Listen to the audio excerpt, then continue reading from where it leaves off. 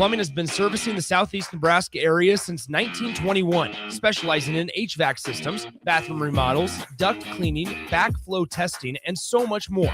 With a network of trained technicians ready to assist you, Green's Furnace and Plumbing is your source for dedicated commercial HVAC service for your business, building, or even your home, so it can run without all those unwanted interruptions. Learn more by visiting their website at callgreens.com or give them a call at 402-467-4444 today. Get rid of pesky critters once and for all with Bats to Rats. Their expert team is here to help you reclaim your home.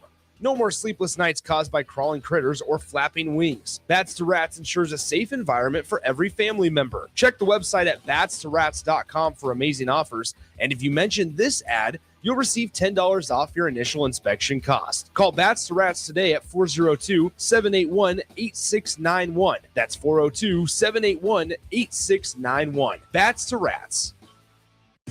Bauer Underground has been serving local contractors and utility contractors all across the state since 1997. When you see the black and white trucks, you know that the best workers in the business have arrived.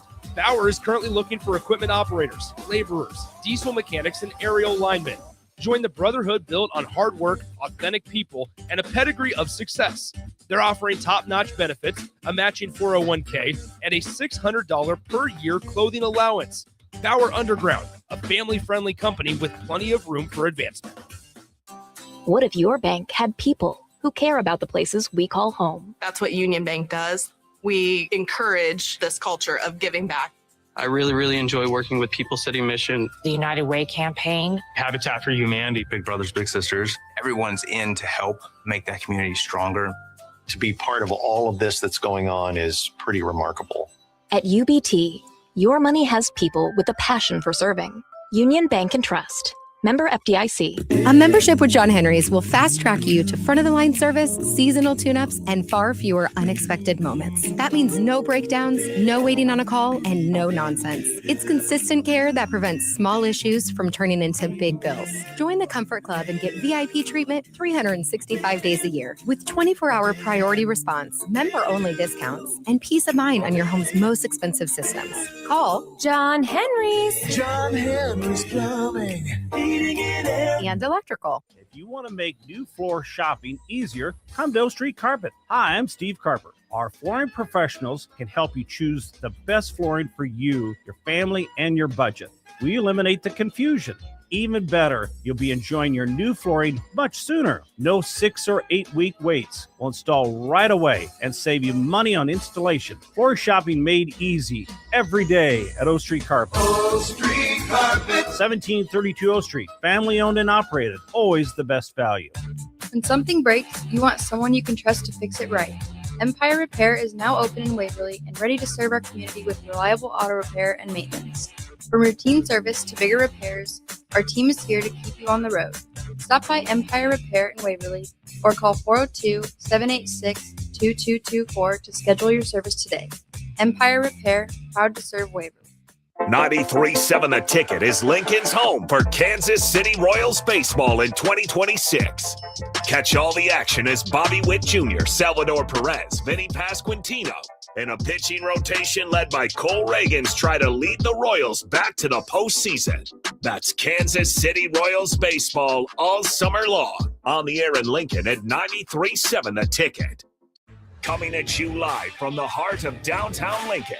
This is Old School with Foreman and Orman. Old School with Foreman and Orman is sponsored by Graham Tire Company of Lincoln, Nebraska Football Hall of Famer Jay Foreman.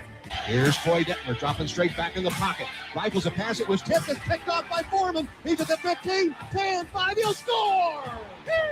Foreman got it, and it's touchdown Huskers. Black Shirts answer the call one more time. And Austin Orman. Hour 1 of Old School is sponsored by Heartland of Nebraska Windows. Old School with Foreman and Orman on 93.7 The Ticket and theticketfm.com. That's right, live from Blur Events, corner of 10th and Cass here up in Omaha. It is Old School out here at Blur Events. Really appreciate the good folks at Blur for having us out becoming an annual tradition that we all really enjoy and appreciate. The hospitality, the service at Blur. Don't forget, you can be a part of things. Don't just have to look over the fence and see into the air conditioning, the mist-blowing fans, and all that fun stuff. You can be a part of the party if you want as well. Doors open daily from 10:30 a.m. to midnight through June 20th. You can't miss the big white tent for Blur parties here on the south side of Cass Street. It's their 14th annual College World Series tailgate with an all-inclusive bar and buffet. 18 TVs showing the live baseball games. Also between games, we'll have some golf and World Cup on for you as well. Multiple seating options, tables, chairs, couches, hammocks, you name it, it's probably here at the Blur party. You can buy tickets at the door. They prefer, though, if you purchase online at blurevents.com/Omaha. Will be here, obviously, the rest of today until 6 p.m. Then we're back here Monday, Tuesday, and Wednesday. They have 3 different levels of packages for you to buy. A $94 package, $124, $144 package. Everything you pay on top of that base $94 package just gets you more and more good stuff here at Blur. More food, more drinks, more types of drinks, and, of course, more access to all your favorite people out here at the Blur tailgate. Then they will be here through the 20th as well, the start of the championship series. You can be a part of what we're doing here at Blur by getting tickets again at blurevents.com/Omaha. You can be a part of the show, 402-464-5685. Rudy will hop in and join me here momentarily. You'll have Terrell Farley, DP, hop on with me as well for today's show with Jay Foreman still out of town. He will be back next week.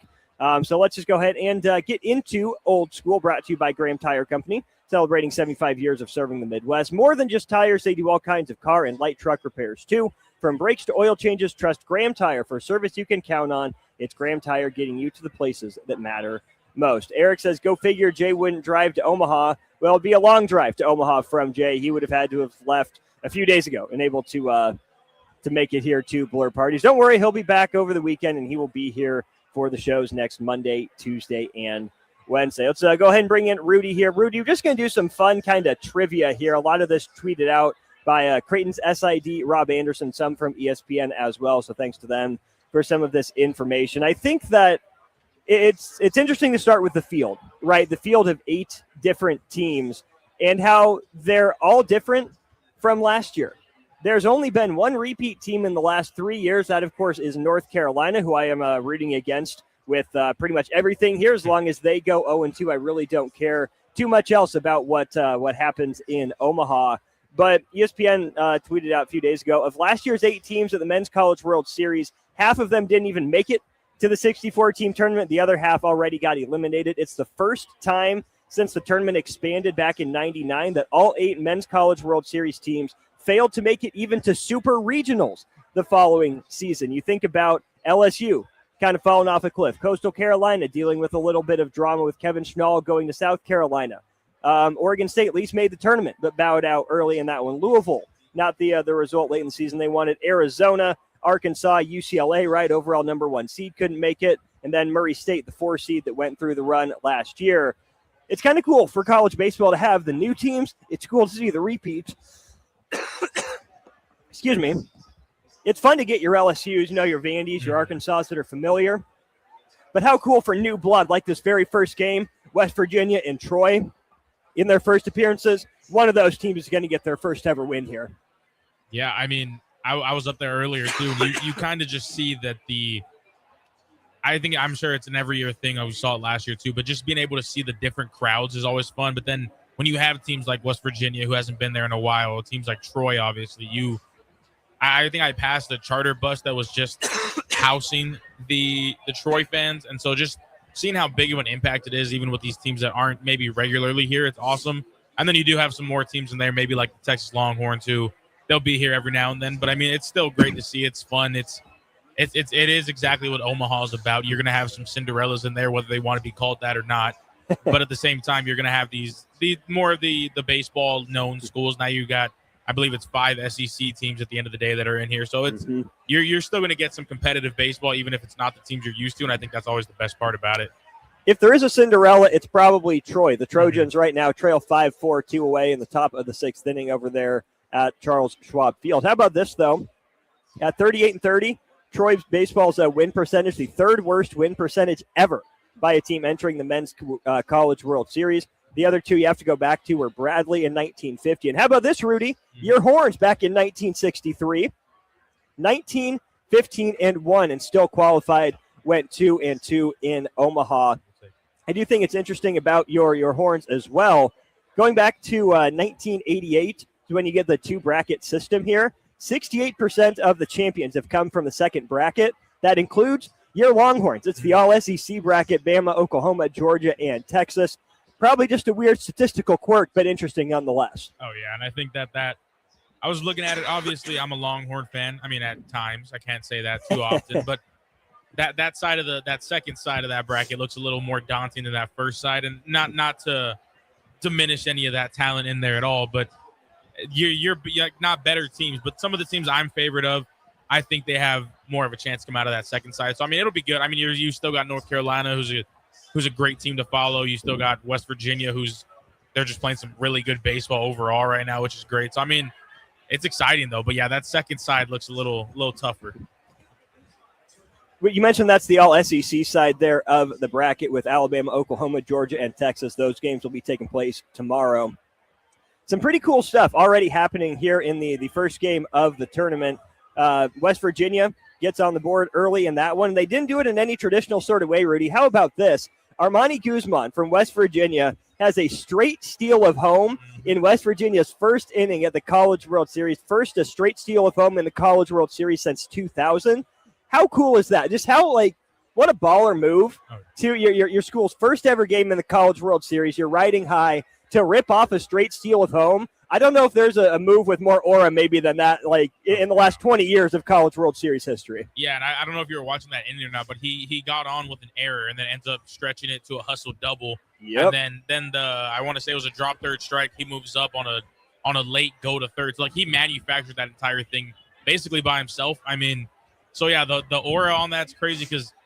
And we were watching the replay. I was watching it with Farley, who might not know too much about baseball all the time, so it was funny. But he's a Braves fan. Just asking about it. He knows everything about the Braves, about baseball. Who knows? Yeah, but he's like, we're looking at each other. I'm like, I just can't believe nobody said a single word like that. The third baseman didn't motion with his hands. No one had eyes on that guy, and especially with the lefty pitcher on the mound, that is something that you're taught as soon as people are able to steal, that you're the third baseman's the pitcher's eyes on that. And no one said a single word. The catcher obviously caught it late. So, I mean, it's just for that to be the way that the first run comes along in the first inning, I think that's huge momentum. Obviously, they took the lead again, I believe now. And so, I mean, they're a fun team to watch. I like teams that can manufacture runs. I love home runs for sure, but the hit and runs, the steals like that, it's what you need if you want to come out alive in Omaha, and I love that they're starting it early, and they got that swagger to them, so I'm a fan of it. Eric says, bleep your horns, Rudy, Bill, and Bennett. I appreciate your concern, but I will pull through. Thankfully, water is easily accessible here, and thankfully there are plenty of other people who have good thoughts to talk about as well. Some other kind of cool things about the College World Series here, Rudy. This from Rob Anderson about a week ago. Troy's head coach, Skylar Meade, is a former College World Series participant. He threw 2 1/3 scoreless back in 2007 for Louisville up here in Omaha, would have been at Rosenblatt. How about this, though? This is the 32nd consecutive College World Series with at least one head coach who previously played in the College World Series as a student athlete themselves. Not necessarily all for their alma mater, but I do think that's pretty cool, right? How many guys in Major League Baseball that are managers ever played in the World Series? Not all of them. How many guys that are head coaches in the NFL or NBA ever took place in the NBA Finals? Not necessarily all of them. And again, it's not all 8 that played in the College World Series, but I think there's something in baseball about having kind of that homegrown coach, like Nebraska does in Will Bowles, who was on that College World Series team for the Huskers. 32 straight years, too, for a coach that's been on this stage before, that knows what it's like to get down to the 8-team bracket, the double elimination format. Does it mean everything? Probably not. Does it mean something? I think so. I just think, if nothing else, it's pretty cool that there are guys in charge of these programs that have been on this stage before. It's cool when it's new, but it's fun to see guys with experience as well. Oh, yeah, and I think, obviously, this is just me here, but when you have a coach that does have that type of experience, because at Nebraska Wesleyan, we have Jeff Christie, who was also on that 05 World Series team. And so, obviously, our World Series, our goal is a little different from Omaha, but still, you have the standard for success now, and you have the you know what it takes to get there. Even I think the hard part at that point is getting guys to buy in, but that's a different story. But I think having that experience, especially when this is the goal, I think it's maybe not it might not be the end all be all for what team ends up winning it, but it's definitely something you rather have on your team than not in that coaching eyes. And I think that's awesome to see. And the idea that it's been 30 something years straight now it's insane because of how rare it is to make it there in terms of some teams that don't ever make it. Some teams it's their first time being here, and just the idea that somehow along the way there's always going to be a coach that seemed to have played there, and that's awesome. So the experience is awesome, but also to be able to have that standard built in your program on what it takes to get to Omaha is always going to push you a little further. You mentioned before we did Troy and West Virginia playing in their first game of the Men's College World Series. So they lead it off here on Friday. The 120th and 121st different teams to play here in the College World Series. It's the first time two teams playing in their first College World Series game will face off against each other since 1986. Wow. Loyola Marymount and LSU. It's been 40 years since two teams making their College World Series debut will have played their first game against each other. Thought this was pretty interesting as well. Nebraska was close to that back in 2001. Tulane made its first appearance, and then Nebraska as well in 2001, but it was their second game. So their first appearance was their second game at the tournament. So some history. It's been 40 years since that's happened. Then we get to just some kind of normal baseball stats here, Rudy, with the teams at the College World Series, especially when it comes to the pitching side. The teams here at Omaha, the lowest average fastball velocity, 91.2 miles per hour. 5 of them average at least 92.9, rounded up essentially then to 93 miles per hour for the average fastball for these staffs. The other part of it is throwing strikes. From that same tweeter, a quote tweet of it from Mike Monaco, who's calling the games right now. Your Longhorns have the best strike percentage there of any team in the College World Series, 65%. The lowest, not that far behind, Oklahoma at 61%.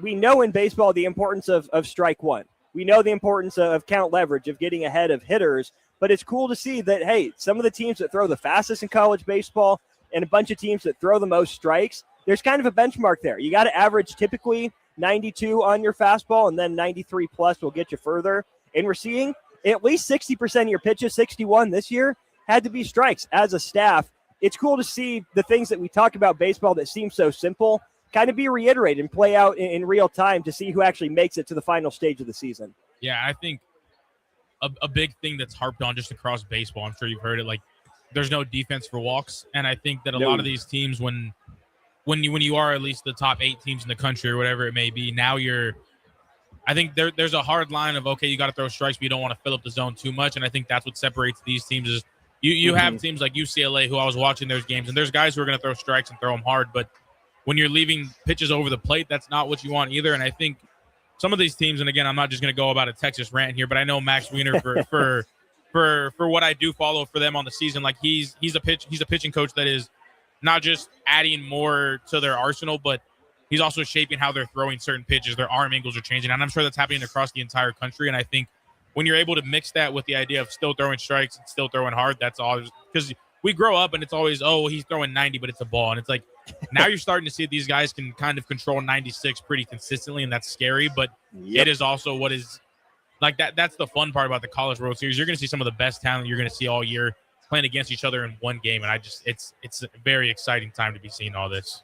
It sure is. It's one of the best times of the year. The other thing we talk about, especially in postseason formats for baseball, is the importance of winning early, putting yourself in that driver's seat, whether it's regionals or supers. How about this? 40 of the last 44 College World Series champions won their first game in Omaha. 33 of the last 35 have won their second game. There's really something to being the team that gets to 2-0, needing to be knocked off twice. Not that we haven't seen it before, but I think that goes hand in glove. And then how about this, Rudy, to wrap up this segment before we take our first break? We'll go ahead and let you flex some Texas supremacy here. Not necessarily the Longhorns, but the state of Texas. For the first time since 1976, there's not a single team from either California or Florida in the College World Series. Just the 5th time it's happened, 1950, 52, 56, 76, and now this year. For the rest of us here in Nebraska, maybe a little bit of a bummer that it's Texas. Not that we have much love lost for A&M either. But hey, all right, Texas. We'll at least tip our cap to you on this one. You outlasted California and Florida. Yes, yeah, I saw that, and I was very thrilled, especially for how things have gone recently for Texas. I know we talk about it sometimes here, how that UTSA stinger's always there. That happened last year. So, I mean, it's good to see. But I also think I saw a stat that, like, I think Georgia has one player at least from every team. There's at least a player from Georgia, I think is what I saw. I'm not going to tell Farley that because he'll run with it. But we'll keep it under wraps. Exactly. But yeah, it's insane. The talent's coming from everywhere, but it's just so crazy right now. Speaking of that, Daniel Jackson from Georgia ends up winning the Dick Hauser Award, the Heisman Trophy of college baseball. Second Bulldog in the last 3 years to win it, following Charlie Condon. We'll go ahead and take our first break of the show. Don't forget, we're up here at Blur Events. We'll be back with more of Old School. I'll be joined by the black shirt, Terrell Farley, when we get back here to Old School. You're listening to Old School with Jay Foreman and Austin Orman. Download the mobile app and listen wherever you are on 93.7 The Ticket and theticketfm.com. I feel like I'm getting robbed when I bet the finals on a sports book. Dude, delete that app. You need to be using Polymarket. Polymarket? Polymarket is a prediction market, not a sports book. You trade against other fans, not the house. That means more money for you and less for greedy sports books. Even during the finals? Especially during the finals. You can even trade on whether Trump or Chalamet will attend the games. No way. What's the catch? No catch. And it's available in all 50 states. Polymarket is so confident you'll never go back, they're giving you $50 free on your first trade. I'm deleting my sportsbook app. How do I get started? Download Polymarket now and use promo code LAP for $50 free for your first trade. Stop letting sportsbooks steal from you. Download Polymarket and use promo code LAP for $50 free on your first trade. Use promo code LAP. Trading not available in all jurisdictions. Check local regulations before trading. Restrictions and eligibility requirements apply. 93.7 The Ticket, Fox, KFXL weather. Brought to you by Bryant Air Conditioning, Heating, Electrical, and Plumbing. We're going to see plenty of sunshine here for our Friday. It's going to be a warm one. We should get up to about 86 for high temperature and a little breezy with wind gusts up around 20 miles an hour. Tonight will be mostly clear, down to 65 for a low, and then a pretty good chance for some showers and thunderstorms, especially tomorrow afternoon. High temperature of 81, 76 on Sunday.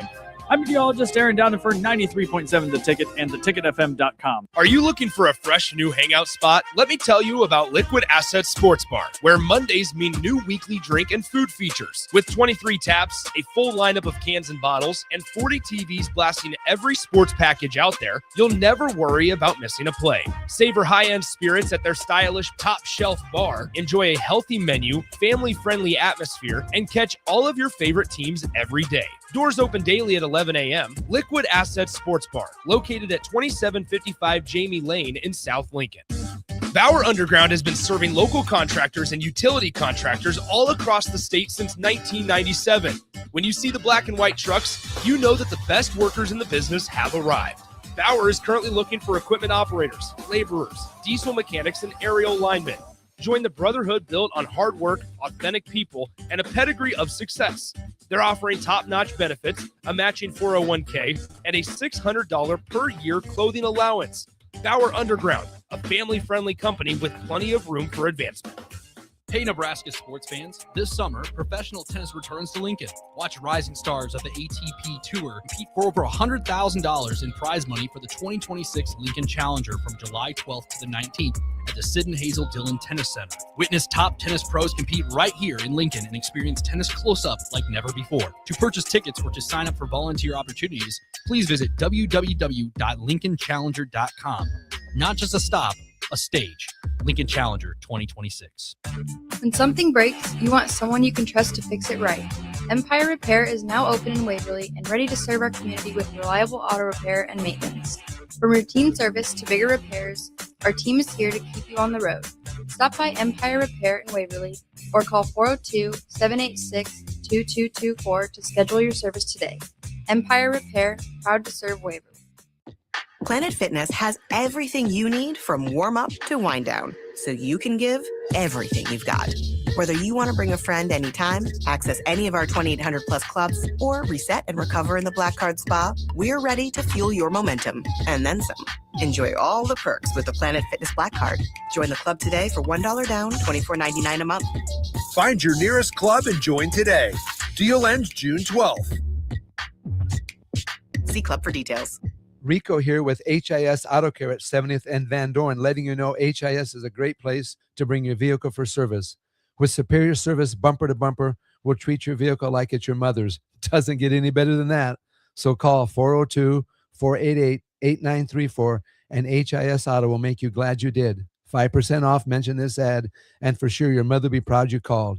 402-488-8934, HIS Auto Care, 70th and Van Dorn. God bless you. Start your Sundays off right with Jeff and Nicole Essink on Fitness Fanatics. Jeff and Nicole discuss health and wellness, how to achieve fitness goals, and more through the life of gym owners and gym goers. It's Fitness Fanatics from 9 to 11 a.m. on Sundays on 93.7 The Ticket and theticketfm.com. Guys, if you're dealing with low back pain or trouble urinating, don't just live with it. These could be signs of treatable conditions. At Advanced Medical Imaging, their interventional radiologists specialize in minimally invasive procedures designed to relieve symptoms and improve your quality of life without major surgery. June is Men's Health Month. Take the step. Call Advanced Medical Imaging today to schedule a consult and find out what AMI can do for you. Are you looking for an exciting new way to put your skills to work? Explore new career options in the fintech industry at Currency, a Sandhills global company. We offer full-time positions in financial sales, compliance, operations, and other fields. We also offer a 4.5-day work week, an attractive benefits package, and opportunities for advancement. Put your motivation to work and grow with us at Currency. Visit gocurrency.com/careers to learn more. Back to Old School with Foreman and Orman on 93.7 The Ticket and theticketfm.com. That's right. Welcome back in to Old School. Austin Orman joined by DP now for the remainder of the show. DP, good to be back with you. Good to be here at the College World Series. Rudy and I were just talking. I want your opinion here, primarily as, college baseball player yourself, and as a coach, we were talking about the simple things. In baseball, we talk about them all the time, but they ring true in that the teams that have thrown at least 60% of their pitches for strikes are the last 8 teams standing. The teams that average right around 92-plus miles per hour with their fastball are left standing. And 40 of the last 44 teams to win the whole dang thing have won their first game. The importance of setting yourself up for success helps lead to success. Funny how that works. Well, it's knowing what success is. Identifying, throwing strikes is one level. Throwing good strikes is another. Swinging it, identifying as a hitter, identifying strikes. Mm-hmm. Know your strike zone. Know pitches that you can handle when you can handle them. Green light isn't just a freedom to swing at pitches. Isn't telling you to swing. It's literally saying, I need you to sit on something that you want to hit. Yep. Not, hey, swing at a strike because it's a strike. What was that pitch for you? Yep. For me. What was it for you? Okay. If you asked me, my favorite thing to swing at was down and inside. Okay. If you ask my coach, he wanted me to swing up and in. Okay. For whatever reason, my eyesight was better, my hands were better up in the zone, and it took less work for something good to happen. Sure. So up and in was power. Mm-hmm. Down and in was line drive. I was good. If you threw inside half, you threw it down the zone, my hands were going to turn it into a laser. Mm-hmm. And that was something that I was good at. My coach would just go, he would often go, get one up, just because he thought I could do more with it. Yeah, I think that's natural. If you think about the physics of a baseball swing, I think your coach is probably onto something there. For me in the left-handed batter's box, I always loved in high school baseball, teams would shift on lefties just almost, this guy's a pull hitter, he's got to be a pull hitter. I wasn't. I was a go the other way guy. My dad really drilled that into all of us kids who batted left-handed. And so anything that was middle, I was looking to go the other way with. Pitches on the outside half where a lot of high school pitchers are more comfortable living, I'm going that way. I'm comfortable with it. And then when I got bigger, like I was 5'8", 135 as a sophomore without great bat speed. As I grew into a little bit more frame and more bat speed, then I started looking for that pitch middle and in those kind of top 2 spots there in that 9-spot zone. And that's where I started doing damage more to the right center gap and over. Yeah, I didn't know how much was tied into my natural body maturing. I was a different hitter when I got to college than I was in high school. High school, I was opposite away. Let it get in on the hands. Let it get deep behind the plate, and I'll go the – See it a long time, let it travel. I'll hit it where it is. In college, it was attack, attack, attack, attack. And if I hit it hard, it was going to run. Sure. I didn't have that power, as you said, physical maturity. But then going to college and lifting weights, and those line drives to the gap all of a sudden carried over the wall. Sure. And extra 20, 30 feet. Yeah. It was the difference in going, well, geez, I can take my time if I now before as the running, and I went from high school to being a slap hitter. If I got on, and I wanted the ball to bounce twice. Sure. If it bounced twice, you weren't throwing me out. Yeah. And then I knew that any infield hit was a triple. There you go. And so that was the day. When I got to college, it was, no, I could hit the double to the gap and then steal third. I'm okay with doing that too. So you evolve, doing the simple things. I learned what I could handle. I also learned what I had no business swinging at, and that made me incredibly a much better hitter, was knowing what I had no business swinging at. Like if it was borderline, listen, I'm not going to do anything good with it anyway. Leave it alone. Right. No, that makes perfect sense. Game in progress right now. Troy and West Virginia knotted up at 5 as we are 2 down in the bottom of the 7th inning. West Virginia at the plate right now. Rudy and I were discussing this a little bit, DP. The first run that West Virginia scores of the program at the College World Series comes on a straight steal of home. The first one in 26 years. Maybe the only way it could have been better is if that would have been the walk-off run. But for that to be your program's first ever run in the College World Series, I'm going to use the word swaggy. Like that is aura. That is, throw in your adjective there. That is just swagger to another level. I love it so much. Well, I think that's who you are. Be aggressive. Like the rule on if you're the runner at third and there's one out, the rule is don't make it home at home plate. Also, depending on who's at home plate, who's hitting. Right. Do you know the pitcher? What's he going to throw? What will he not throw? Right. Because depending on who's hitting, he may throw the breaking ball. He may feel like, the fastball is good enough, and that's what I'm going to throw. If I can get him to throw a breaking ball, I'm going to steal home. So do what you do all the time. If that's what you do all season long, do that in the College World Series. I'm okay with it. Breaking news out of college baseball, a couple bits and pieces. First of all, Daniel Jackson from Georgia ends up winning the Dick Hauser Trophy, college baseball's version of the Heisman, second Bulldog in the last 3 years to win it, after Charlie Condon, who hit about a home run every other pitch, it seemed like, a couple years ago for Georgia. When I see stories like that, DP, and you see Georgia here at the College World Series, to me, I think the days of being an ex-sport school are over. They need to be over. I think they've been over for a long time, but we can start parlaying this into how things are going for Nebraska track up there in Eugene. Axelina Johansson did it again. She's 8 for 8, 4 for 4, however it is you want to describe it. Sets a meet record, wins by nearly 6 feet. I think the days of Nebraska being a football school are over. Georgia would tell you, look, we're not just a football school. Alabama hasn't been just a football school for a while. Kansas goes and invests in football. Duke goes and invests in football when they're your traditional basketball schools. Kentucky's been good at baseball and been in and around the scene in Omaha in recent years. Now more than ever, regardless of the money, that's not all it is, but it's certainly a part of it. There are enough resources, there are enough training facilities, there's enough knowledge that I think there's no reason for an institution to say, this is our one thing. You can be good at everything if you put your mind to it. Yeah, I mean, it's the same recruiting. It's deeper. Okay, you need more bodies, different types of bodies, so you identify that. But there's a way for Nebraska to be good at football.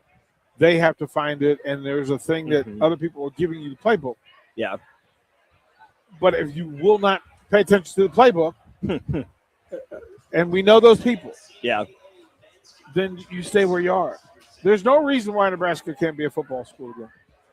Literally none other than they're really bad at hiring football coaches to get back to where they were. Yeah. It's literally that simple. They just need to get better at hiring coaches who will get them to be the version they want to be. The playbook's there. Like you said, it can't be as difficult as Nebraska has always made it look, especially because Nebraska's found ways to be so successful in so many other sports. Right now, the Nebraska men lead. Right now, they're still in first place. Pretty much just heptathlon going on right now. And then also other gymnastics, we didn't know that there would be another national champion. Wrestling, you didn't know that you were in the pool 2 years ago, not only for one, but for two. And then to bounce back the following year and put put people in the championship. Right. Softball, we didn't know you were going to host a super regional. Hoped, but didn't know. Yeah, didn't know. Baseball, same thing applies. Volleyball. How dare they only make it 3 rounds instead of 6? Well, the idea is you couldn't expect them to go 33-0. Right. Wow. Basketball. So there's no reason to be one-dimensional. No. In this day and age in sports, there's no reason to be one-dimensional. What gets athletic directors and chancellors and presidents, whoever, caught up in being good at one thing? Is it we got to start somewhere? Is it this is what we've always done? What's the mindset that leads to this is our thing? We're going to pour everything into this. And if other programs are good, hey, cool, pat on the back. I've never understood that. Never understood it. Why would you do that? Why put a ceiling on yourself? Yeah, I don't know. Is there a sport that Nebraska can't be good at? And why would an athletic director proclaim that they... The only sport I can think that Nebraska wouldn't be good at is like hockey or water polo, and that's only because they don't sponsor it. Right. That's the only reason. Right. And I don't think they would be terrible at hockey because you have a whole pool of young hockey players in your building. Yep. Mm-hmm. And yeah, you need to get a building. I mean, there's that. Well, they have one. Yeah. They have a rink. Well, no, but a building for that program to be that program. Oh, sure. And you need for it. I don't always understand athletic directors. I have to be 100% transparent. I'm the coach in the back of the room raising my hand. Have we thought about this? And I don't hate athletic directors. I just often am left to ponder, why are you doing what you're doing? Yeah, and I think that's usually a fair question to at least ask why. And that's why, again, I always appreciate the chance to chat with Troy Dannon when we cross paths or whatnot. And I thought his answer at Matt Talbot, when he was with us there to lead off Bach in the black shirt, was interesting. It's something that we probably know in our heads, but we can never really understand being in their shoes. He said head coaches are the most provincial, right? They have their program to worry about. And sure, they'll work with other coaches in their sport or in their athletic department, but their primary day-to-day concern, what they're hired to do, is their program. Then you have the athletic directors, still provincial, looking at their school. That's a lot of different programs, but what benefits us? On top of them, presidents and chancellors. On top of that, the commissioner, and then maybe the NCAA in whatever form or fashion right now. But it doesn't change the fact that even if we don't know everything that goes into each decision, we see the decision. And when there's not transparency to a point, when there's not a rationale and explainer, when things move too fast or move too slow, it's at least fair to ask the question, hey, what's going on? Can we get an explanation? Yeah, I mean, you're asking for simplicity, and that often works. I don't know why you would want to limit. Here's my real problem. I've always coached everything all the time. So I'm a 3-sport coach. Quite frankly, every athlete was an athlete. I look for things in them that I could turn into a baseball player, or a basketball player, or a football player. I was looking for an athlete. I was looking for a quality person. Are you a good person? You can be the best athlete. If you're a knucklehead, I wasn't interested. And it was much easier for me to know who the athletes were coaching multiple sports than it was if I had focused just on football or basketball or baseball. So I understand why they don't understand. And I understand why they limit coaches. I'd like it if they didn't limit them. It would be nice. It would be a nice change, but we've seen some coaches run wild as well. So we can monitor, but without limiting. All right, we can hold accountable without holding back. There's a line there, isn't there? Well, most coaches would be willing to be watched if they're doing right. If you're doing a good thing, you're not trying to hide that. I'm not trying to hide. Oh my goodness, I'm asking them to work harder. Oh my goodness, I'm asking them to sleep more or do their homework or whatever that is. No, I don't have a problem with that, and I don't know why any athletic director would. So I'm constantly flummoxed. What are y'all doing? Like what are y'all doing? I used to ask, what are we doing? I now ask, what are y'all doing? Because I don't know, and I don't always understand. That's fair. Sutter Heyman Jewelers text line. Don't forget, you can be a part of the conversation. 402-464-5685. Let's go ahead and take a break. We will wrap up hour 1 from Blur after this. Plenty more to get to. Don't forget, we are here till 6. Tickets are sold out for today, so you can wave at us over the fence. We're here, very easy to see up against the back wall, or the side wall, I suppose it would be. But you can't gin in today. They're sold out. But don't worry, Monday, Tuesday, and Wednesday, we are up here. You can be as well. Get your tickets online, blurevents.com. Me, CP, I'm Austin. We'll wrap up hour one of Old School in just a moment. Watch Old School live on Facebook, YouTube, or Twitch. Old School with Foreman and Orman on 93.7 The Ticket and theticketfm.com. Are you looking for a fresh new hangout spot? Let me tell you about Liquid Assets Sports Bar, where Mondays mean new weekly drink and food features. With 23 taps, a full lineup of cans and bottles, and 40 TVs blasting every sports package out there, you'll never worry about missing a play. Savor high-end spirits at their stylish top-shelf bar, enjoy a healthy menu, family-friendly atmosphere, and catch all of your favorite teams every day. Doors open daily at 11 a.m. Liquid Assets Sports Bar, located at 2755 Jamie Lane in South Lincoln. Electrical Enterprises in Roca reminds you, since 1776, the men and women of our military have dedicated themselves to serving our country. Today, we salute that legacy, the courage of the past, the dedication of the present, and the strength of the future. As a grateful nation, we honor their sacrifice, support those who serve today, and commit to caring for our veterans. This from Electrical Enterprises in Roca. For all of your residential and commercial electrical construction needs, call 402-438-5822. Start your Sundays off right with Jeff and Nicole Essink on Fitness Fanatics. Jeff and Nicole discuss health and wellness, how to achieve fitness goals, and more through the life of gym owners and gym goers. It's Fitness Fanatics from 9 to 11 a.m. on Sundays on 93.7 The Ticket and theticketfm.com. Guys, if you're dealing with low back pain or trouble urinating, don't just live with it. These could be signs of treatable conditions. At Advanced Medical Imaging, their interventional radiologists specialize in minimally invasive procedures designed to relieve symptoms and improve your quality of life without major surgery. June is Men's Health Month. Take the step. Call Advanced Medical Imaging today to schedule a consult and find out what AMI can do for you. Hey, baseball fans, join the Blur Tailgate at Hilton Omaha this June for their 14th annual hospitality event during the College Baseball Championship Series. Book an experience for your clients or employees with an exclusive bar, buffet, TVs, music, and tailgate games. Secure your spot today and let Blur Events take care of all the work so you can enjoy the day. Plus, they're just steps away from Charles Schwab Field. Visit blurevents.com to book your group, buy tickets, or learn about sponsorships. That's blurevents.com, your college baseball and football tailgate destination.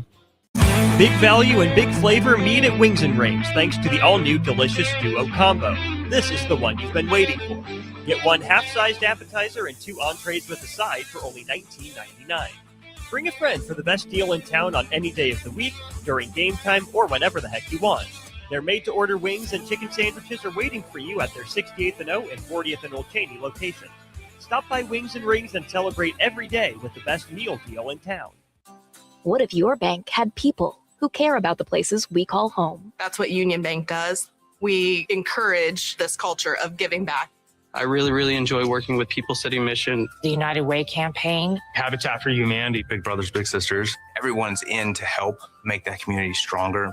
To be part of all of this that's going on is pretty remarkable. At UBT, your money has people with a passion for serving. Union Bank and Trust. Member FDIC. Rico here with HIS Auto Care at 70th and Van Dorn, letting you know HIS is a great place to bring your vehicle for service. With superior service bumper to bumper, we'll treat your vehicle like it's your mother's. It doesn't get any better than that.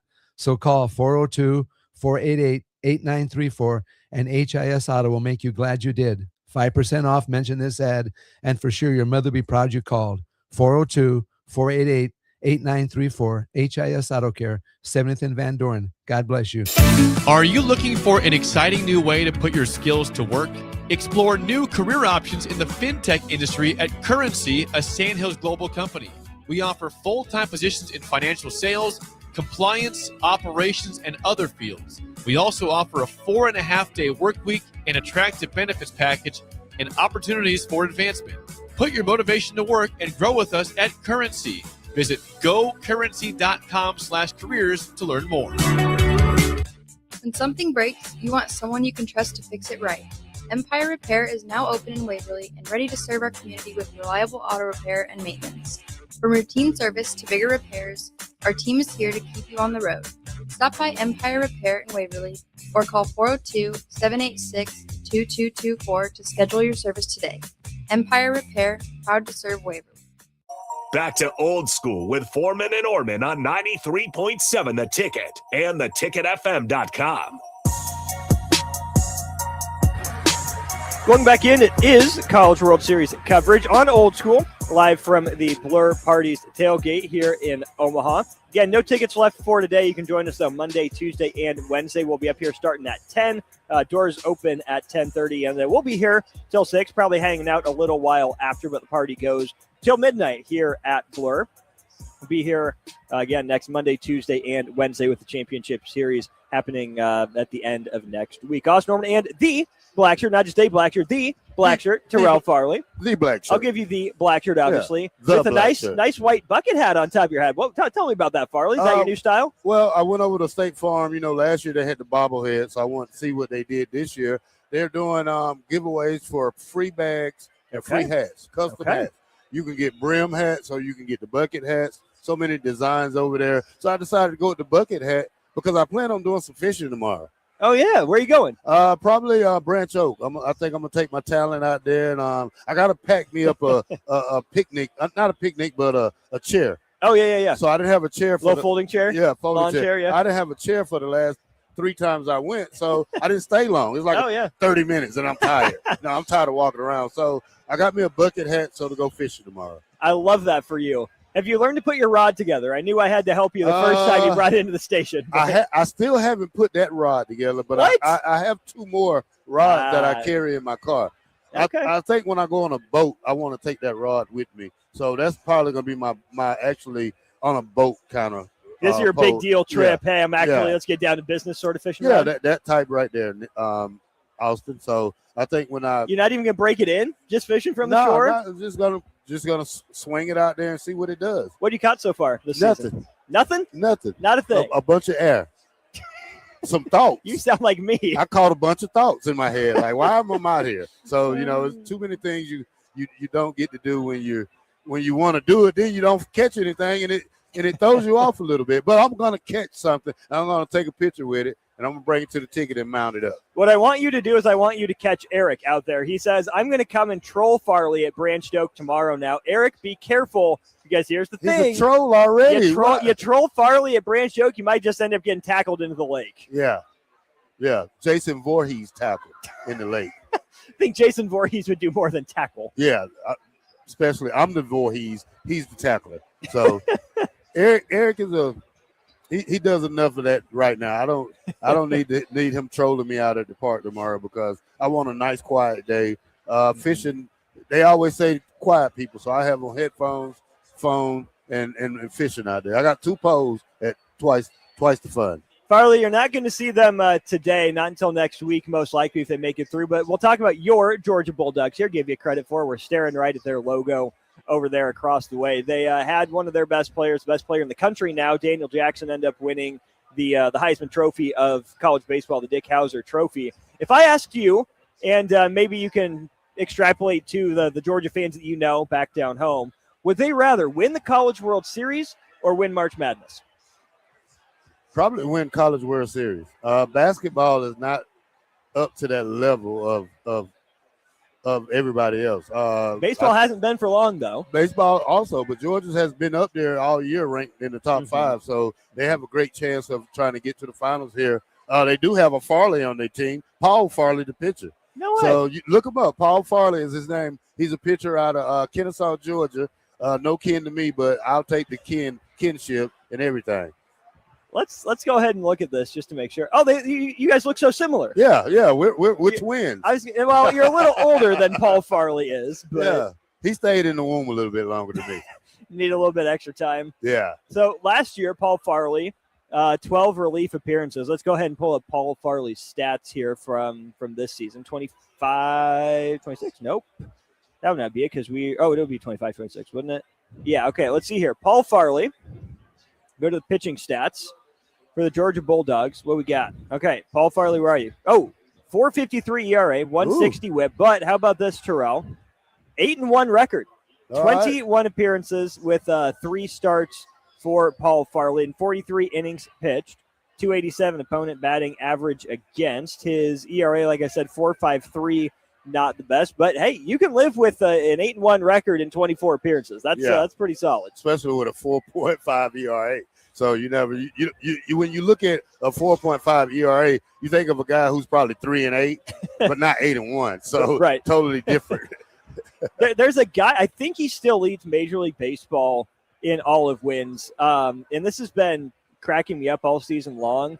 Yeah, so there's this guy, Aaron Ashby, who pitches for the Milwaukee Brewers. I'm going to pull up ESPN just to verify this right now for sure. But Aaron Ashby is a reliever, and he's already got 9 wins this season. Think about that. Now, Major League Baseball's wins rule, you get awarded for it. As a starter pitcher, you have to go 5 innings at the very least. But, yeah, if you look at the leaderboard for Major League Baseball and wins, there are a few guys up there with 9 of them. You have Davis Martin, who's a starter for the White Sox, who's got 9 wins in 13 starts. You look at Gavin Williams, who's got 9 wins in 14 starts. And Aaron Ashby, 9 wins in 1 start. He's pitched in 30 games so far this year as a reliever, far and away the most of anyone on this leaderboard. Not the most in baseball necessarily. He's pitched about half the time for the Brewers, a little less than, and he's gotten a win essentially 1 in every 3 times he's taken the mound. That's insane. Yeah, that's crazy. What's his ERA? His ERA is 2.85. The 9-1 guy? The 9-0 guy. Oh, that's not bad. The other guys on the leaderboard, Davis Martin is 9-2. Gavin Williams is 9-3. Aaron Ashby, 9 wins in just 41 innings pitched. Who is that with the Braves up there? That's a Braves guy. That's Chris Sale. Okay. Yeah. What is he? Chris Sale is 8-5 this year in his 13 starts, but 9 quality starts out of those 13 appearances. Okay. 78 innings in those 13 starts, so averaging right at 6 innings per start. He's given up 20 earned runs in those 78 innings. 92 strikeouts for Chris Sale on top of just 20 walks. He's still pretty good. Yeah, that's a pretty good average. You will take that if you're Chris Sale. We'll go ahead and go to break. You going to stick around next hour, a little bit of it? I'll stick around for the first segment. Deal. When we get back, Nebraska football gaining a positive reputation with parents and agents for the way they do business behind the scenes in NIL. We'll talk with Terrell about that. We'll take your texts as well all show long. 402-464-5685. Be a part of things on our Sartor Heyman Jewelers text line. This is Old School, brought to you by Graham Tide. You're listening to Old School with Jay Foreman and Austin Orman. Download the mobile app and listen wherever you are on 93.7 The Ticket and theticketfm.com. Big value and big flavor meet at Wings and Rings thanks to the all-new delicious Duo Combo. This is the one you've been waiting for. Get 1 half-sized appetizer and 2 entrees with a side for only $19.99. Bring a friend for the best deal in town on any day of the week, during game time, or whenever the heck you want. Their made-to-order wings and chicken sandwiches are waiting for you at their 68th and O and 40th and Old Cheney locations. Stop by Wings and Rings and celebrate every day with the best meal deal in town. Are you looking for a fresh new hangout spot? Let me tell you about Liquid Assets Sports Bar, where Mondays mean new weekly drink and food features. With 23 taps, a full lineup of cans and bottles, and 40 TVs blasting every sports package out there, you'll never worry about missing a play. Savor high-end spirits at their stylish top-shelf bar, enjoy a healthy menu, family-friendly atmosphere, and catch all of your favorite teams every day. Doors open daily at 11 a.m. Liquid Assets Sports Bar, located at 2755 Jamie Lane in South Lincoln. Looking for the ultimate game day spot? Arbor Axe House has everything you need. Axe throwing, cold beers, and the big game. Whether you're celebrating a win or talking trash with friends, nothing beats the rush of sticking an axe while cheering on your favorite team. Perfect for bullseye beginners and seasoned pros. Our axe throwing experts keep the fun going and the drinks flowing. Step up to the plate at Arbor Axe House. Book a lane at arboraxe.com or call 402-802-9696. Arbor Axe House on the corner of N Street and Antelope Valley. Hey, baseball fans, join the Blur Tailgate at Hilton Omaha this June for their 14th annual hospitality event during the College Baseball Championship Series. Book an experience for your clients or employees with an exclusive bar, buffet, TVs, music, and tailgate games. Secure your spot today and let Blur Events take care of all the work so you can enjoy the day. Plus, they're just steps away from Charles Schwab Field. Visit blurevents.com to book your group, buy tickets, or learn about sponsorships. That's blurevents.com, your college baseball and football tailgate destination. Planet Fitness has everything you need from warm up to wind down, so you can give everything you've got. Whether you want to bring a friend anytime, access any of our 2,800 plus clubs, or reset and recover in the Black Card Spa, we're ready to fuel your momentum and then some. Enjoy all the perks with the Planet Fitness Black Card. Join the club today for $1 down, $24.99 a month. Find your nearest club and join today. Deal ends June 12th. See club for details. Start your Sundays off right with Jeff and Nicole Essink on Fitness Fanatics. Jeff and Nicole discuss health and wellness, how to achieve fitness goals, and more through the life of gym owners and gym goers. It's Fitness Fanatics from 9 to 11 a.m. on Sundays on 93.7 The Ticket and theticketfm.com. Electrical Enterprises in Roca reminds you, since 1776, the men and women of our military have dedicated themselves to serving our country. Today, we salute that legacy, the courage of the past, the dedication of the present, and the strength of the future.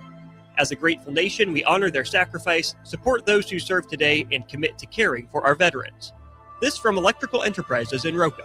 For all of your residential and commercial electrical construction needs, call 402-438-5822.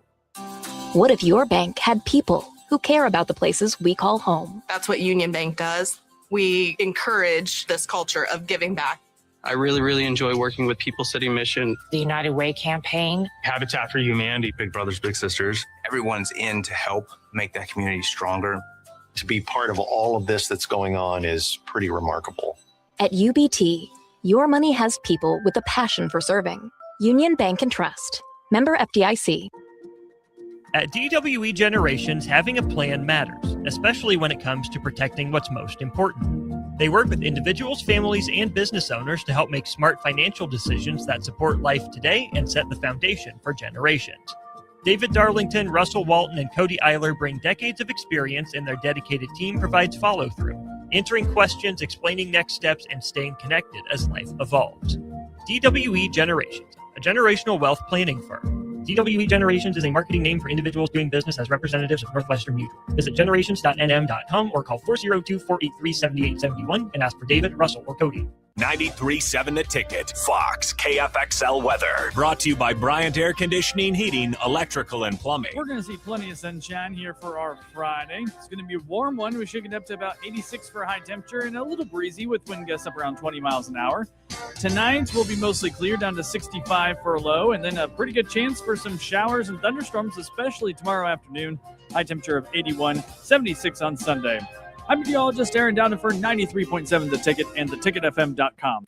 This is Lincoln's home for sports talk on the FM dial. Also online at theticketfm.com. On the internet. KNTK FM Firth, 93.7 The Ticket. Coming at you live from the heart of downtown Lincoln. This is Old School with Foreman and Orman. Nebraska Football Hall of Famer Jay Foreman. Here's Coy Detmer dropping straight back in the pocket. Rifles a pass. It was tipped. It's picked off by Foreman. He's at the 15, 10, 5. He'll score. Foreman got it, and it's touchdown Huskers.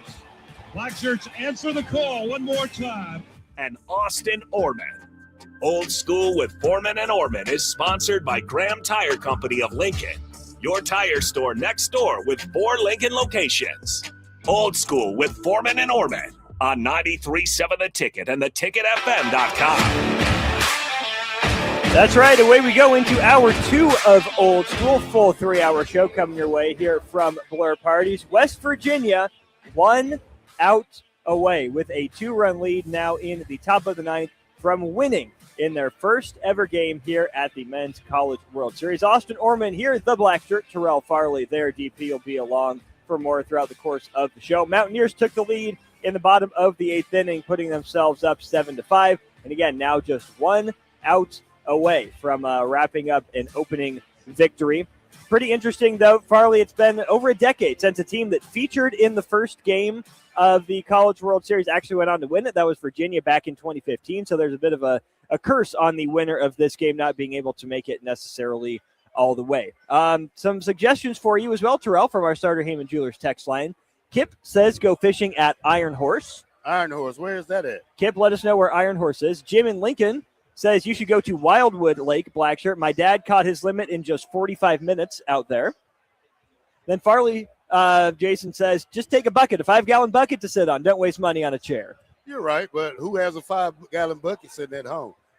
I know. I do, and I'm a young homeowner. How do I have one and you don't? I got one. I mean, I don't know what's in it. I Oh, so dump it out. Well, I usually have like cleaning supplies in it or towels or. So dump it out. I want to feel comfortable. I mean, sitting on a bucket is like the start of hemorrhoids. You know what I'm saying? Like, wait a minute. You can't. It's gonna hurt your butt. Minute.